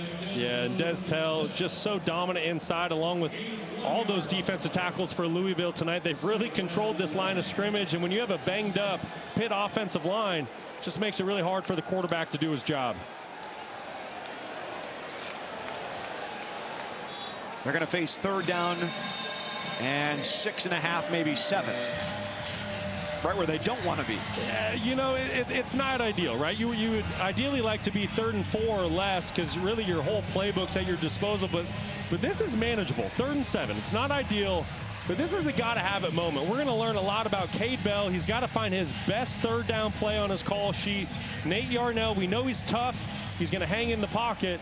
Pitt needs to make a play right here if they're going to stay in the ball game. Just one deep safety.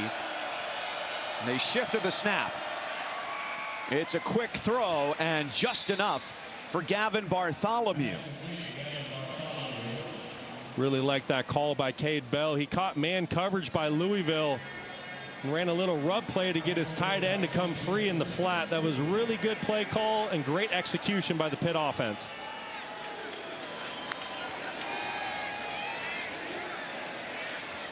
Always a safe bet to find Des Reed. That's phenomenal tackling on the edge. Tavion Nicholson. Yeah, that really was. That was a beautiful tackle out in space against one of the most versatile players in all of America, and Des Reed. Nowhere to go with the ball once again down the field. Quarterback checks it down to Reed, but Nicholson comes up and makes a great stop for a loss of 1.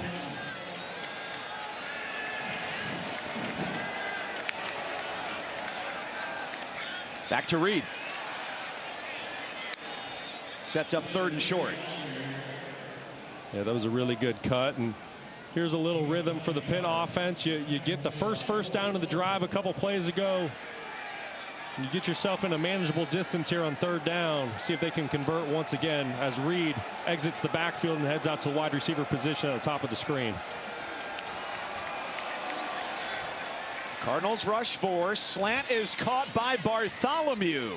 The tight end with his 2nd first down catch of the drive. It's 11 yards. It's a really good job by Yarnell. He was looking right initially, trying to get the football to Reed. Nowhere to go. Checks it down to his tight end to pick up a fresh set of downs.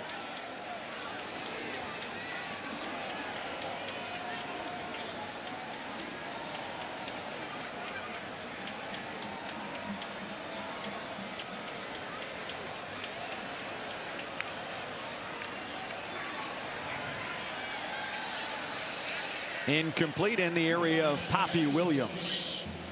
Yeah, that's going to be a throw Yarnell's going to want back tomorrow. Poppy Williams ran a really good route. Not the biggest wide receiver, but what he does so great is he separates from the defender. Ended up being wide open on the throw. Just a miss by the quarterback.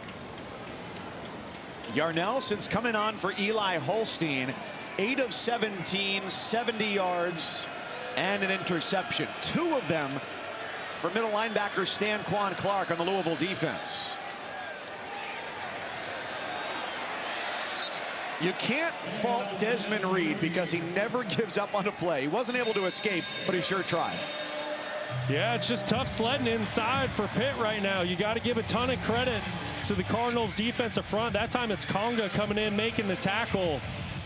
Like I said, you know, the Pitt offensive line, we understand they're banged up, but Louisville really taking advantage of this offensive line here tonight. Interesting setup here. They've got their backup tight end Jake Overman out wide to the top of the screen, and the running back Reed on the opposite side. And they're going deep for Reed. The ball is overthrown. Or rather for Johnson, beg your pardon.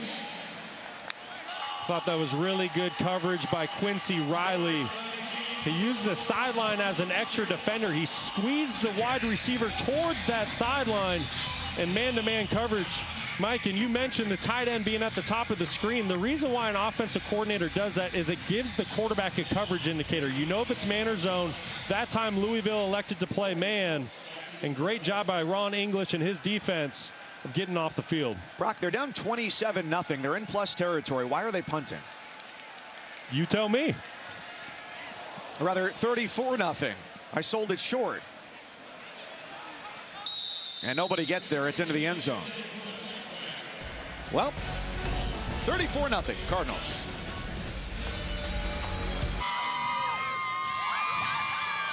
There's the Taco Bell Live Más student section. All season long, student sections across the country are competing to be in the Taco Bell Live Más student section of the year. Download the Taco Bell app to learn more. I drove by a Taco Bell this morning, open for breakfast. There was a line outside of Trader Joe's this morning before they opened up too. Listen, they even have the Cantina model going as well these days. Get some libations. Mike Cousins, Brock Osweiler, Stormy Bonantoni along with you on what has been an undeniably rough day for Pitt on offense and defense. Down 34-0. They just punted it away and now have an injury on defense. It's Jimmy Scott, the defensive end. Sophomore out of Buffalo. Really good young player for the Panthers. So he'll get looked at here with a timeout with 9:45 to go in the third. Media timeout.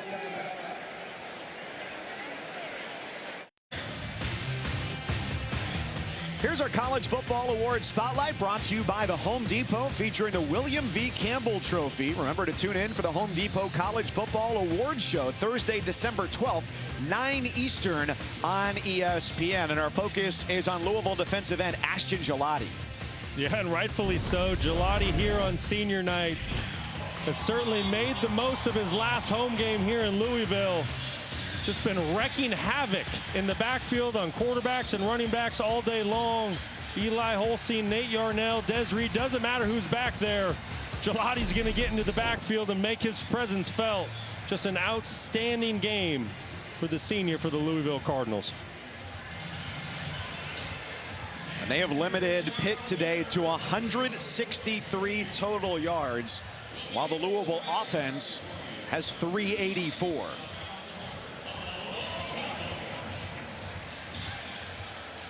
One of the things that Ron English, the defensive coordinator for Louisville, said this week, we watched a lot of Lawrence Taylor film this week. Just wanted to get guys inspired and engaged. And that's a clear flag. Tamarian Crumpley. Offside, defense number 18, 5-yard penalty. Still second down. Not really sure what got Crumpley to trigger like the football was going to be snapped, but that's really been the MO for Pitt as of late. It's just penalties, it's undisciplined play at times, and there it is showing its ugly head once again. It's the Panthers veering toward a fourth consecutive defeat after they opened the season 7-0, which was their best start since 1982. Louisville 6-4. Lost on the road at Stanford last week. They pick up the first down with Isaac Brown, a welcome returner today. Hurt in the first quarter, goes for 10. What a move by Isaac Brown in the hole on Donovan McMillan. One of the best safeties in the entire country. Just makes him look silly with his shifty moves and one cut. Isaac Brown, just a true freshman.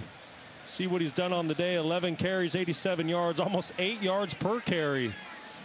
He's going to be a lot of fun to watch the next couple years here in the ACC. And on top of that, Duke Watson behind him, averaging 6 yards a touch. They are really clearing space for him.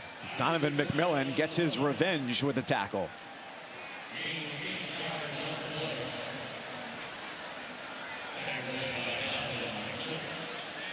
You know, when the epitaph of a season gets chiseled, it may not look the way Louisville wanted it to. They get a win today. They go to 7-4. They're on the road next week, noon Eastern, against Kentucky on the SEC Network. No sure thing. Kentucky on the road against Texas today. But the losses will be somewhat deceiving. If you just look at that as a raw number, you'd say, oh, 4, not great. But it's by a total of 24 points. Yeah, that's right, Mike. And really outside of that Stanford loss a week ago, you know, obviously you're upset as a fan base. You always want to win, but you lost to Notre Dame, you lost to SMU, and you lost to Miami, all by 7 points, right? And all those teams are in the conversation for the college football playoff. So really outside of the loss last week, you're right where you want to be. A season ago, you played for an ACC title. You won 10 games. You know, if it wasn't for that Stanford loss a week ago, 10 games was still well within reach, and now you're just trying to get to 9. They were in the ACC title game a year ago, but ended the season losing their last 3. That was right on target for Shuck, and Ja'Cory Brooks, the rare drop. You know, Mike, and you got to think it's just human nature, but with Jeff Brom here in his 2nd season as the head coach at Louisville, you know, the expectations here in town are high. You know, people expect Louisville to win. They expect them to put up big points and be a quality football team because of the career he had, not only as a player, but then how he went on and won at other places around the country as a coach. So expectations are very high here in Louisville. Punt out of bounds inside the 25. Let's see if the Panthers can get on the board. Well, right on Main Street here in Louisville, part of the Bourbon Trail, you can find the Angels Envy Distillery. Whether it's a rye you like or just a whiskey, oh, you are in luck, especially if you happen to be working a game this week here in Louisville, Kentucky. Mike Cousins, Brock Osweiler, Stormy Bonantoni. I think there's some checked bags in the future. Big shout out to Angels Envy for the very generous gifts they're sending us home with. Very much appreciated.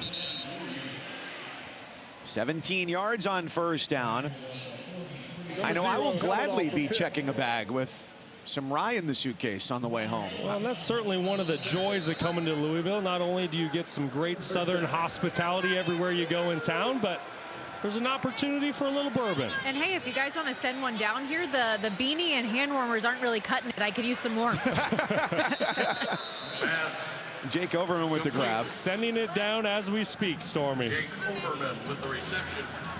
Whoa, Stormy, that's got to go on the mantle when you get home. I am so impressed that the name is spelled correctly. Our crew is top tier, guys. That's awesome. Yeah, cheers to Angels Envy. Unbelievable gift to send us home with, and your bottle is on the way down to the field as we speak. What a guy, what a guy. On a chilly night, it's 44 degrees here in Louisville. Got into town Thursday night, and the snowflakes were falling.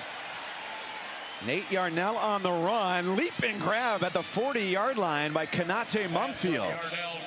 It's a really nice catch by Mumfield, going up, making a play for his quarterback. We mentioned Yarnell, he's banged up from the game last week at Clemson, gets outside the pocket. Mumfield helping his quarterback out, making a fantastic catch. And it all comes full circle for him. Started his career at Akron under Tom Arth, who's no longer the head coach there, but they're in the same city because Arth is the quarterback coach for the Steelers. Well, there was a lot of commotion in the backfield, and that's where the injury occurred with Louisville in pursuit of Nate Yarnell.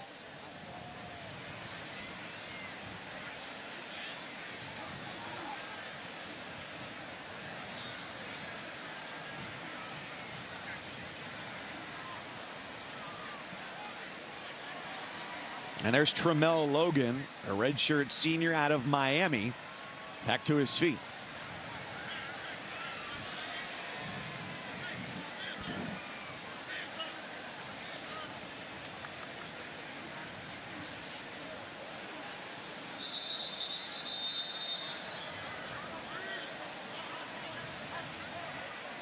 So Logan comes off the field with 5:27 to go in the third. And Pitt trying to find points for the first time today, down 34-0. In a series that they have excelled in, winning 7 of the last 9, including last year at Acrisure Stadium, 38-21 against a then undefeated Louisville team. You're down 34 here, getting close to being under 5 minutes to go in the third, but there is moral victory. You finally see Pitt moving the football into opponent territory and having a little bit of success. Although that second down throw gets knocked down. And if you're joining us late, Pitt a loser of 3 straight. Their starting quarterback Eli Holstein recovering from a concussion. Didn't play last week, started today, but was injured, rolled up on his leg in the first quarter. And so it's Nate Yarnell, the junior, who threw for 350 yards last week in there, and he's gone 10 of 21 for 88 yards. Keep an eye on Gelati in this third down situation.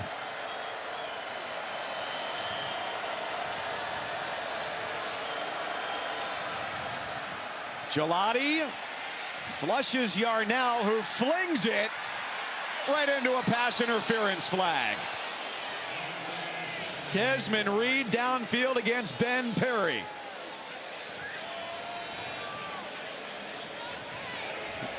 Pass interference, defense, number 10, 15-yard penalty, previous spot, automatic first down. Well, that's really good play design by Cade Bell, getting a running back matched up out of the backfield on a linebacker. Very tough assignment for Benjamin Perry covering Reed down the field. That's definitely a clear, easy call for the officials. And great recognition by Eli Holstein with the one-on-one matchup, taking a shot down the field. Excuse me, Nate Yarnell. So Perry got taken for a journey by Des Reed. First down at the 19. Time to peruse the options. The throw too low for the running back Reed. Intended for Desmond Reed.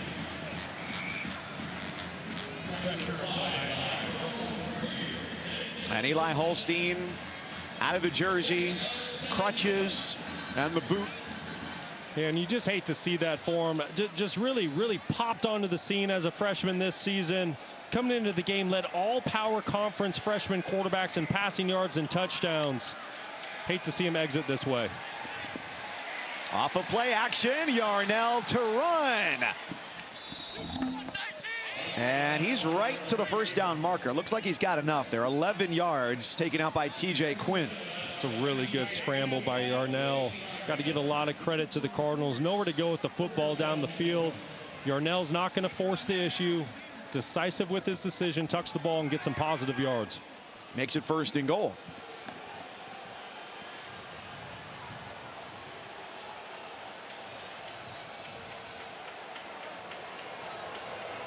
Down here in the red zone, I want to keep an eye on the tight end as well as running back Des Reed. You don't have great size outside at the wide receiver position for Pitt. Yarnell to the corner. And it's a Pitt touchdown. Konate Mumfield. A beautiful rainbow right to the senior. Well, who needs size when you can run a double move like Konate Mumfield does here on this last play for the touchdown? Does a fantastic job of selling the under route, gets the DB to hesitate and bite, and wins with his speed and separation. Yarnell throws the perfect pass. Great route by Mumfield and concentration to bring that football in for the first score of the day for the Pitt Panthers. You can see it on Yarnell's face. He's hurting. He was sacked 8 times a week ago against Clemson, and he's been hit plenty of times tonight as well.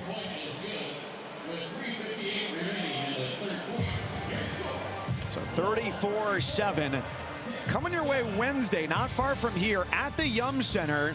Matchup between the two teams that have won every ACC volleyball title since 2017. It's a rematch of a win in 5 sets for Louisville in Pittsburgh back on October 25th. One of the matches of the season. And this is potentially for a #1 seed in the NCAA tournament. #1 Pitt at Louisville in volleyball in the ACC.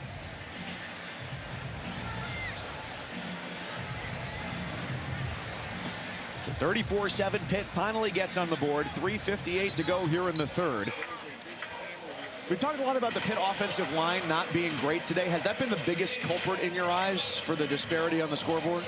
Yeah, I think certainly offensively for Pitt, really hard to get anything started if you're struggling up front, if you're banged up, you have starters out with injuries. But also on the flip side, it's the Pitt defense that really surprises me. And trust me, I get it. Jeff Brom, the Louisville offense, they know how to score points with the best of them. But this Pitt defense coming into the game was one of the best units in the ACC conference as well as the entire country. And Louisville and Tyler Shuck, it's just been an offensive clinic since the first series of the game.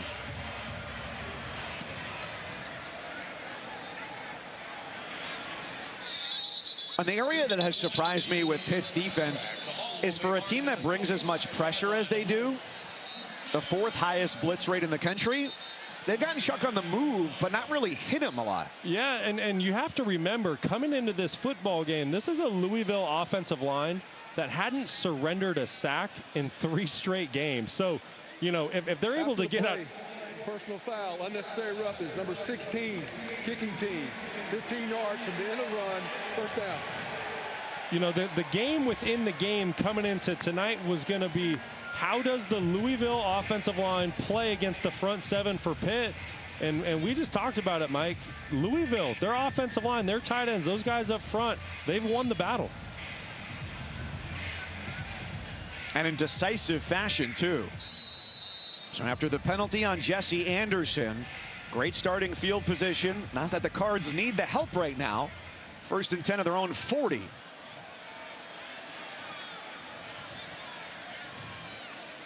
Shuck's thrown for 270. Isaac Brown has run for 93. And this is Keon Brown. To the studio for an update with Casey. All right, Mike, Penn State in a rock fight right now with Minnesota. This is Nicholas Singleton, Trevor Maddich to give the Nittany Lions the lead. In the first half, Singleton and the entire running game was absent, and now they're starting to crank it out on the ground a bit more. Mike, a 1-point game under 6 minutes to go. Life can never be too easy, too comfortable. Penn State trailing the majority of that game. And I'm so interested, Brock, to see with all of the things that have shaken up college football today, Kansas up 16 over Colorado, what the rankings look like next week. Tuesday's going to be a lot of fun. Keep your eye in Kansas City, how that game plays out with Colorado. Down in Tempe, Arizona, you got BYU, Arizona State. They're battling it out, what shakes out there. Ole Miss went down on the road today. Indiana loses in a big way. So that Tuesday ranking show is going to be very interesting. And everyone will be placid and serene when the rankings come out. Shuck threw it behind and still gets the completion. Kateris Hicks having quite a day. 6 catches for him. That's the most on either side and equals his total on the year coming into the game. Getting a little chippy down there on the field. Officials having to break up both teams right now. What a catch, though, by Hicks. You said it, Mike. Ball slightly behind him. Give Shuck credit for getting the ball out against pressure. Beats the blitz. But Hicks makes his quarterback right. Goes back for the catch. Reels it in. Unbelievable play to pick up another first down.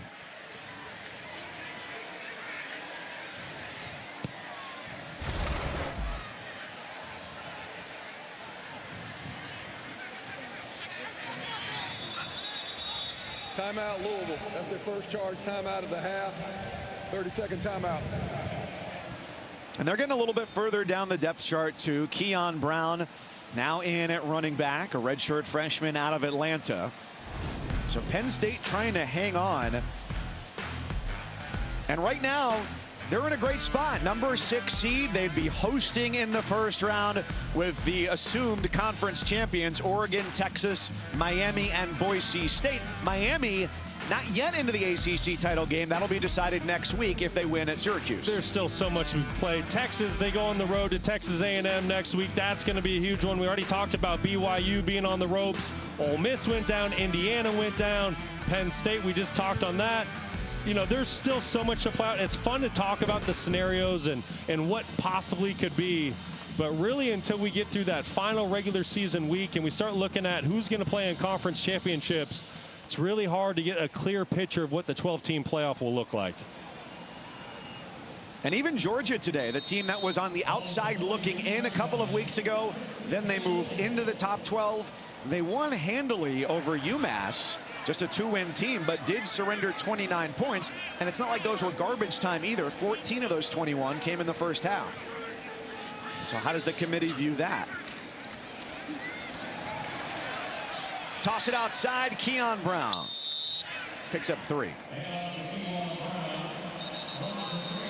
And a flag down at the end of the play.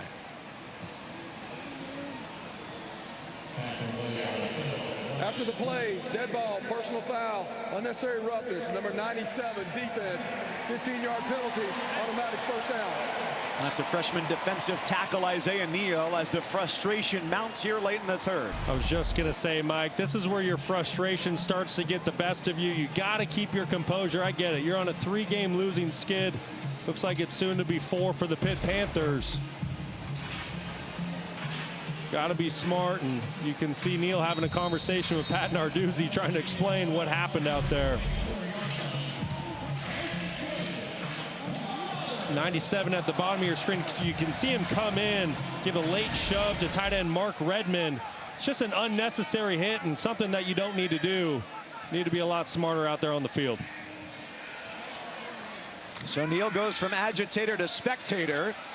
Shuck steps up under pressure, and Pitt takes him down in the backfield. Francis Brewu on the scene. It was a really good pressure by the Pitt Panthers, and there's the first sack surrendered by this Louisville offensive line in 3.5 football games, and Pitt a little too late getting to the quarterback, but nevertheless, great play by Randy Bates and his defense. We asked Randy Bates yesterday, are you uncomfortable not blitzing? He said yes. One-word answer. They get back some of the yardage with Keon Brown. You know, once again, you see how they're making this a 3rd and manageable. It's running the football. And you know, anytime Louisville wants to go get 3, 4, 5 yards tonight, they've just been able to do it. Pitt hasn't had many answers. We'll see if they can get off the field here and try to force a field goal in this 3rd and 9 play. And that's what's been a head scratcher too, is that Randy Bates, the defensive coordinator, said, you want to know why the linebackers are having such great seasons, especially Kyle Lewis, potential player of the year on defense in the league, because of the defensive line. That's right. Those work coincide together. So they take the play clock all the way down, and the ball is nearly caught twice by both teams. Ja'Cory Brooks and then Phillip O'Brien, the safety, couldn't come up with the interception. Just a drop by Brooks, who really, until this point, has played a phenomenal game. Shuck puts it exactly where it needs to be for the receiver to pick up a 1st down. But hey, the football finally bounces Pitt's way. Hopefully they're hoping to hold Louisville just to 3 points here and get the ball back to their offense. Any chance you get to keep it a 30-point game, you got to go for it.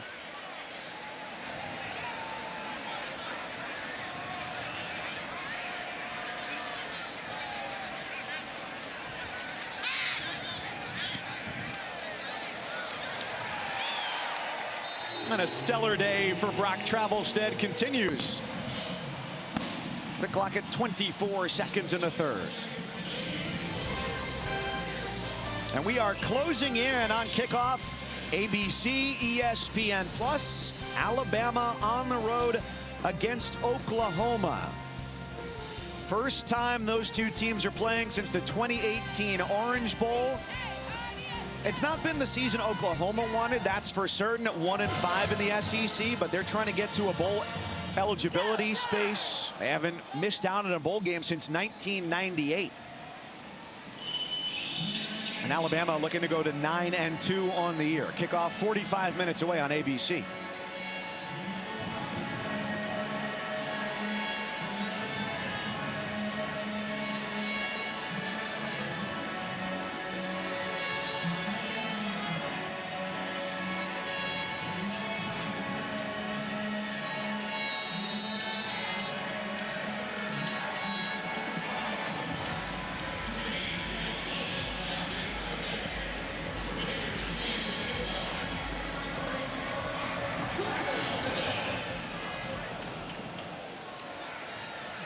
Kenny Johnson from the 4.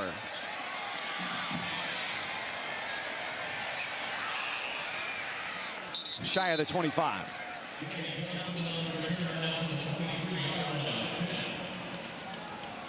You're down 30 at quarterback, Brock. I know in your career these situations were few and far between, but how do you rally in this situation? Now, as they're going to go a little bit deeper on the depth chart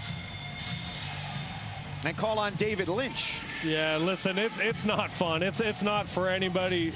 You know, if for this Pitt offense, you're out there, you know, in a lot of ways you're trying to protect your body, but you're still trying to find a way to get some points and kind of turn this ugly night around. But now you're on your 3rd string quarterback. We'll see what he's able to do. Lynch hands it off on 1st down. Side to side for Des Reed. Antonio Watts collapses on him to take us to the end of the 3rd quarter.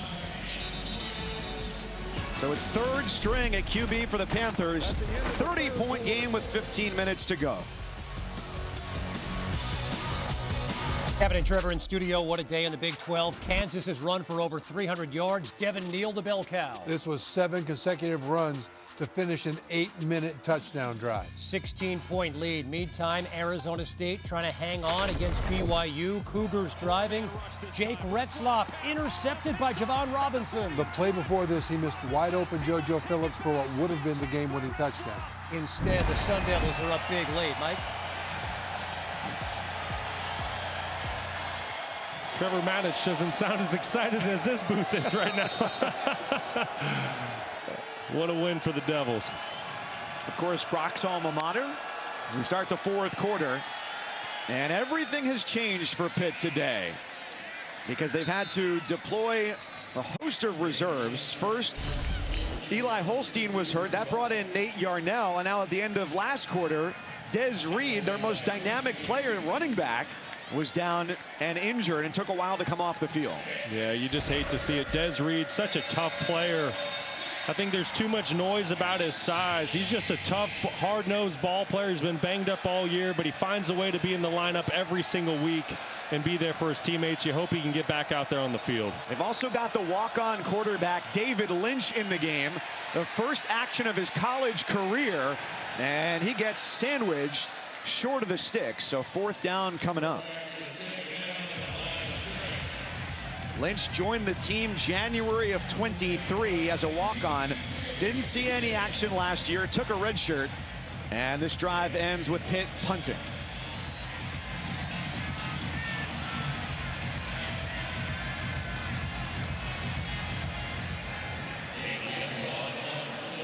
Pitt still has Boston College to play next week. It's a 3 Eastern kickoff. BC took care of business today, handily defeating North Carolina in Chestnut Hill.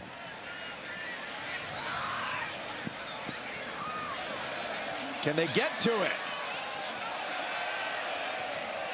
Just missed out on it, and it goes for a touchback. Early fourth, Louisville by 30. Well, last we saw the Pitt punt, we thought it was going to be a touchback, but it was possessed and downed at the 1. It's all about the location of the ball, not the body of the player recovering that kick. And so after it went to video review, it is indeed down at the Louisville 1 where the Cards take over. Yeah, it's a perfect explanation, Mike. Not where the body is, where is the football possessed? It was in the field of play.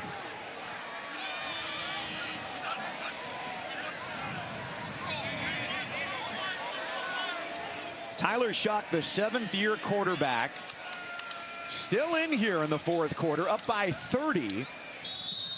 Pitt is playing its 3rd-string quarterback, a walk-on. When does Louisville take Shuck out of this game to be prudent with his health? Timeout, injured Pittsburgh player, number 12. Because of situations just like that, which can happen in any freak kind of way. Perhaps Jeff Brom will consider that in this stoppage. ESPN College Football is presented by Sling. Choose and customize your channel lineup. Sling lets you do that. 13-14, fourth quarter. Back here in Louisville with Stormy Bonantoni on the field. Mike Cousins and Brock Osweiler along with you. Punt from Pitt down to the 1. It is too cold to be shirtless tonight. It is in the 40s. Temperature is dropping. It was snowing earlier this week. But to each their own, if it makes you happy. You know, they might have a little bit of that Angels envy we were talking about earlier in their system. Helping them out with the shirts off down there having fun. And so on first down on this drive, Tyler Shuck hands it off. He's your starting quarterback. He's had 3 season-ending injuries in his career and stays in the game with a 30-point lead. So they go I formation.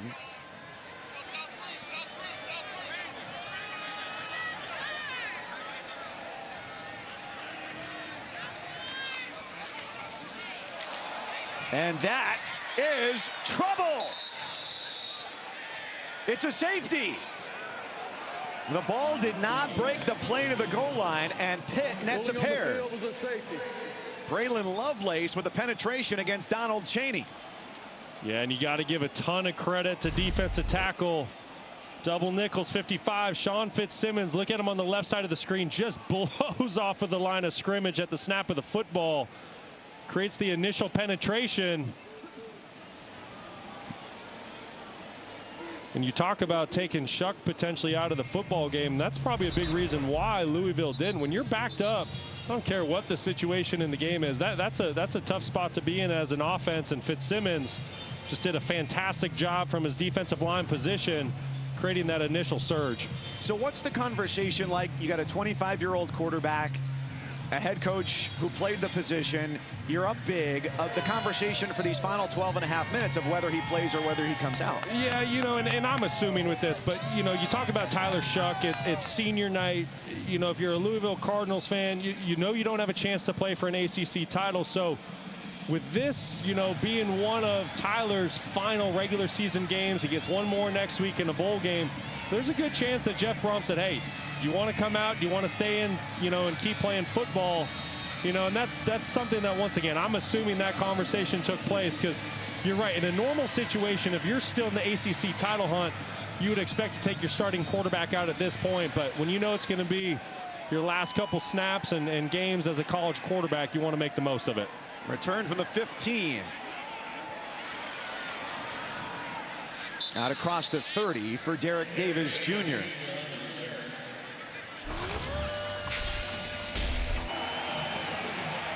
Well, and nothing's gone right for the Pitt Panthers. On the opening drive of the game, Clark gets an interception as Pitt was knocking on the door. And then the next series for the Pitt offense, Eli Holstein goes out of the game with a ugly-looking lower body injury. Clark gets another interception, and the dominoes just kept falling on Pitt. But you got to give Louisville a lot of credit.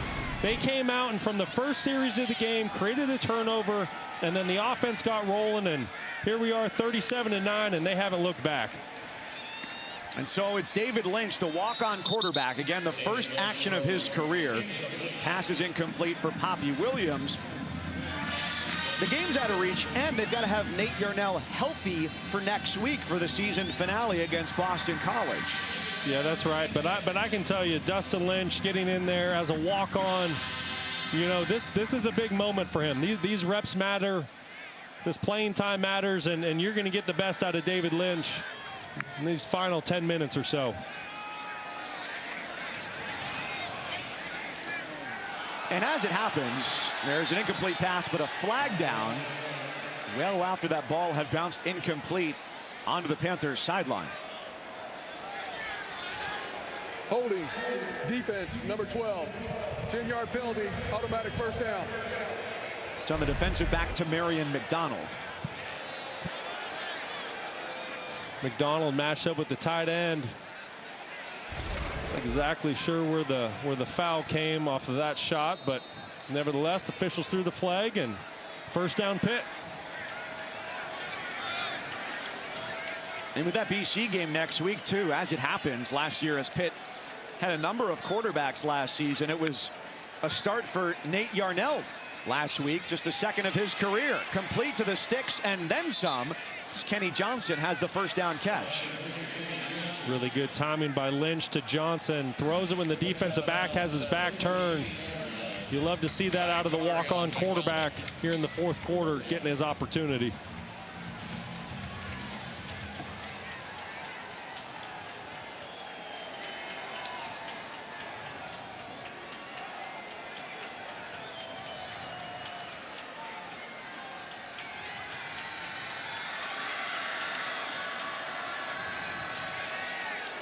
Under pressure, and down he goes. Ashton Gelati is relentless. Well, and he's put together just a fantastic game here on senior night, his final home game in the all red, working on a backup offensive tackle. Isaiah Montgomery just does a great job exploding at the snap of the football, using his hands to get around the corner. And we're going to see a lot more of Gelati moving forward. He'll be a guy that's playing on Sundays for a long time. They keep the tight end Overman in there to help on the right side of the offensive line. He then leaks out and makes the catch for a gain of 3.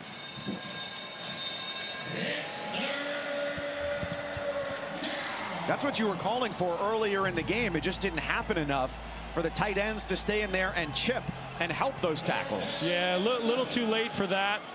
But, you know, once again, you got to give a lot of credit to this Louisville defense. Great game plan by Ron English, and his players executed. You know what I appreciated talking to Cade Bell yesterday? He's a guy who's 31 years old, played at Jacksonville, and the last 3 years was the offensive coordinator at Western Carolina, an FCS team, acknowledging he doesn't know everything and saying, look, I'm learning every week here. I'm only 10 games in, today being number 11, that there's an adaptation period for me too. Yeah, no doubt, you know, and he's going to be a fantastic coordinator for a lot of years to come, having some learning experiences and some growing moments this season. Spent a lot of years at the D2 level, FCS level, but he'll be a good one. Kenny Johnson out of the 22. And we asked him too, because you noticed this during the week. They run 11 personnel, 1 running back, 1 tight end, 3 receivers, almost more than anybody else in the country, second most behind San Diego State. And we said, well, why do you do that? Is it the way you've always played? He goes, no, it's just the strength of our team this year. That's what works best for us. Yeah, and that's what the best coordinators, whether it's high school, college, Pop Warner, NFL, I don't care. You build your offense around your best players.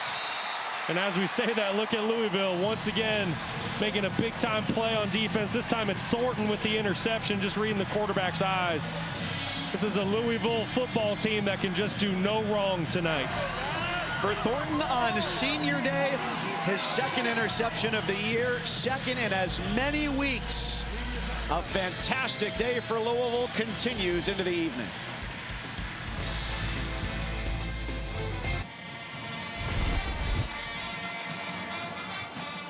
Interception for Corey Thornton, and every Pitt quarterback to play today, all 3 of them, has been intercepted.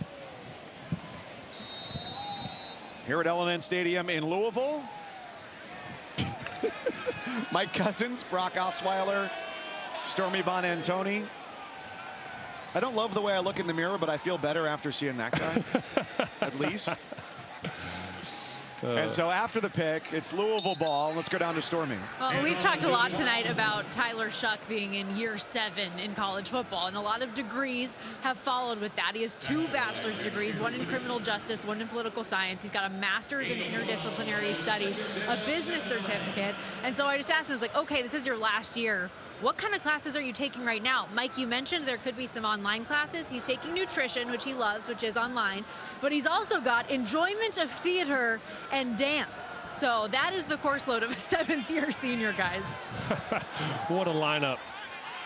I'm sure it covers a lot. Let's start with the classics, tango, waltz, all the way into the present day. And now, folks, our chapter on twerking.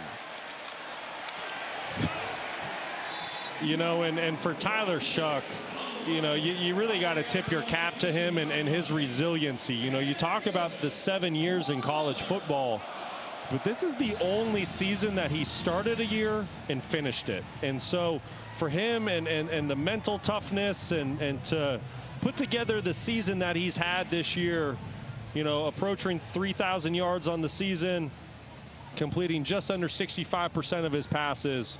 Just a stellar year for the 7th-year senior.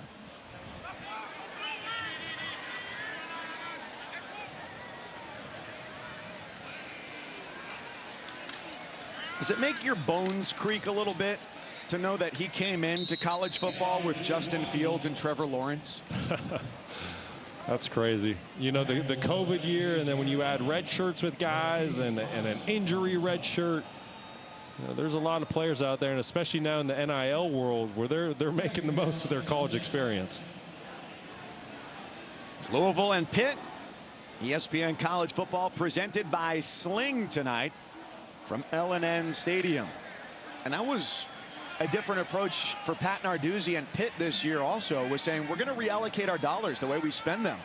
And that's really what college football, college sports is now, is operating with a salary cap for the moment. Third-party groups are helping set your budget, and you got to figure out how to make the rest work. Because year to year, you can say, yeah, we'd love to be a program, but the concept of program is basically dead in the water. Well, it really is, and it's so difficult on today's college football, Coach. You know, you talk about both Pitt and Louisville. Both of them have a lot of very talented underclassmen, but when you talk to both coaching staffs, you know, and this goes for anyone across America, you don't necessarily know if you're going to get those great young players back because of the way the portal and NIL works today. So not only do you have to recruit new players, but you have to work just as hard recruiting your own roster and making sure you retain those guys. And college football coaches can be a little bit like they've come from Capitol Hill sometimes. They've got a message and they want to sell you on it. Although I find it hard to be sympathetic when the compensation is what it is, and that's what the job has become. If you don't like it, look at Tony Bennett, the former Virginia basketball coach. He said, I'm good. See ya. But Mike, speaking to Brock's point about recruiting your own team, I asked Jeff Brom about like this young, talented running back room that he has, right? And Isaac Brown and Duke Watson. He's like, yeah, I really hope that we can keep them around, like saying things like that, because that is this new age of college football. And I wonder, Stormy, what the long-term effects of that will be on fandom. When it used to be you could say, all right, we're looking forward to this player, the star, being here for 3 or 4 years, and now you don't know who's going to be back the next year.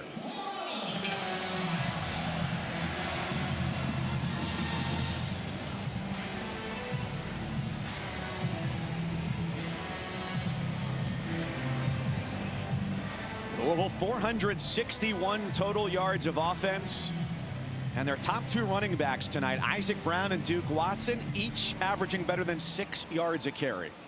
Yeah, it just goes back to the offensive line, to Mike. Obviously, those running backs are super talented. They'll make you miss, make big plays at the second and third level. But this offensive line for Louisville has just been fantastic all night long. And Maurice Turner, his 3rd carry of the night, and the first for positive yardage, returning for the first time since week 2.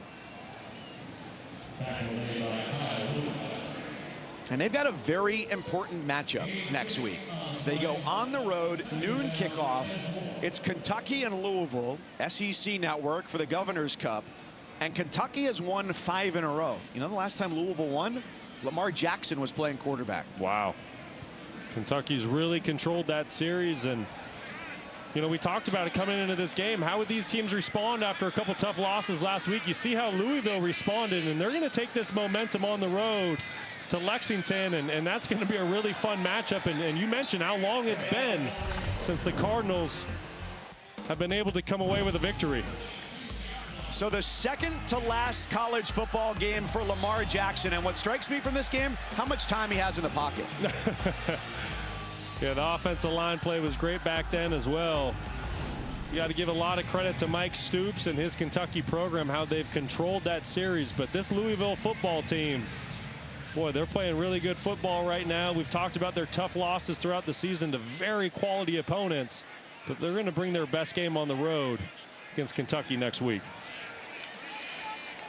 Kentucky today hung early with Texas. Final score in Austin, though, 31-14 in favor of the Longhorns, who are 10-1, 6-1 in the SEC, trying to work their way to Atlanta.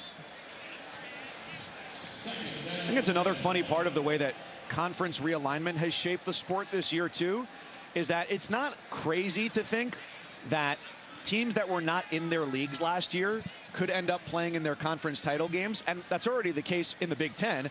You have Oregon, which guaranteed itself either a 1st or 2nd place finish coming into this week. You have Texas. You have SMU in the ACC coming over from the American. Well, yeah, and don't forget about the Big 12. You know, you're looking at potentially Arizona State, Colorado, who came over from the Pac-12. You know, now members of the Big 12 conference. So a lot of shuffling, lots to keep track of. False start. Number 51, offense. 5-yard penalty. Still 2nd down. And even further down the line, you look at the American Conference. You have Army there, too. Yep, absolutely. What a great season they've had. Direction, the false start was number 76. Number 76. So we know SMU is in. In the ACC, their tremendous season continues. Their only loss against BYU when they did not score a touchdown, surprisingly. And Tulane and Army is the American Conference matchup. And so the other entrant into the ACC championship game, December 7th in Charlotte, North Carolina at Bank of America Stadium, determined next week. If Miami wins at Syracuse, the Hurricanes go. If they lose, Clemson goes. Clemson done with their ACC schedule as they take on the Citadel today and South Carolina next week. Yeah, and as you look forward to that game, Miami going up to Syracuse, that's not going to be an easy one for the Hurricanes. But think back on Clemson's season. They were perfect in ACC play until this Louisville football team went into Death Valley, really controlled that football game, and came out with a huge victory. So Harrison Bailey, the redshirt junior, the handoff. Finds Keon Brown, 2-minute timeout. Wild ending in Tempe after a turnover on downs gave BYU the ball with 1 second to go. Trevor, it's Jake Retzloff with a Hail Mary. He's got the arm to get it down there. He almost does, but no. BYU trailed 21-0 at one point and came roaring back, but Arizona State held on for a massive victory. Pass was actually ruled incomplete. The Big 12 is now completely wide open, and the party, I guess, continues there in Tempe. Meantime, we're counting you down to more Big 12 action here on ESPN2. Avery Johnson closing in on 3,000 passing yards. Mike? I think that was an appropriate choice of words. The party continues in Tempe. Does it really ever end is the question. you know it, Mike. It never ends down there. Mill Avenue is going to be a good time tonight. You know, and another game, too, that's of interest that just got underway is Boise State and Wyoming. The Broncos heavily favor in that game, but Ashton Genty, the nation's leader in rushing yards, rushing touchdowns, amazingly has never had a 100-yard game in 2 tries against the Cowboys. So if you thought it was cold here tonight, well, Laramie would like to check in and weigh in on that at elevation. Yeah, and don't forget, you know, the 4 highest ranked conference champions will get those initial buys in the college football playoff. And right now with BYU going down, Colorado, Arizona State, the whole shakeup, right now, Boise State, they hold that. You know, they hold that first-round bye, so they need to go on the road. They need to play well in order to stay ranked above the Big 12 right now. It won't just be the Potato Bowl that we'll see postseason action on the blue turf this year. Louisville over 500 yards on the day now, 507 and 214 rushing yards as they whittle away the clock here.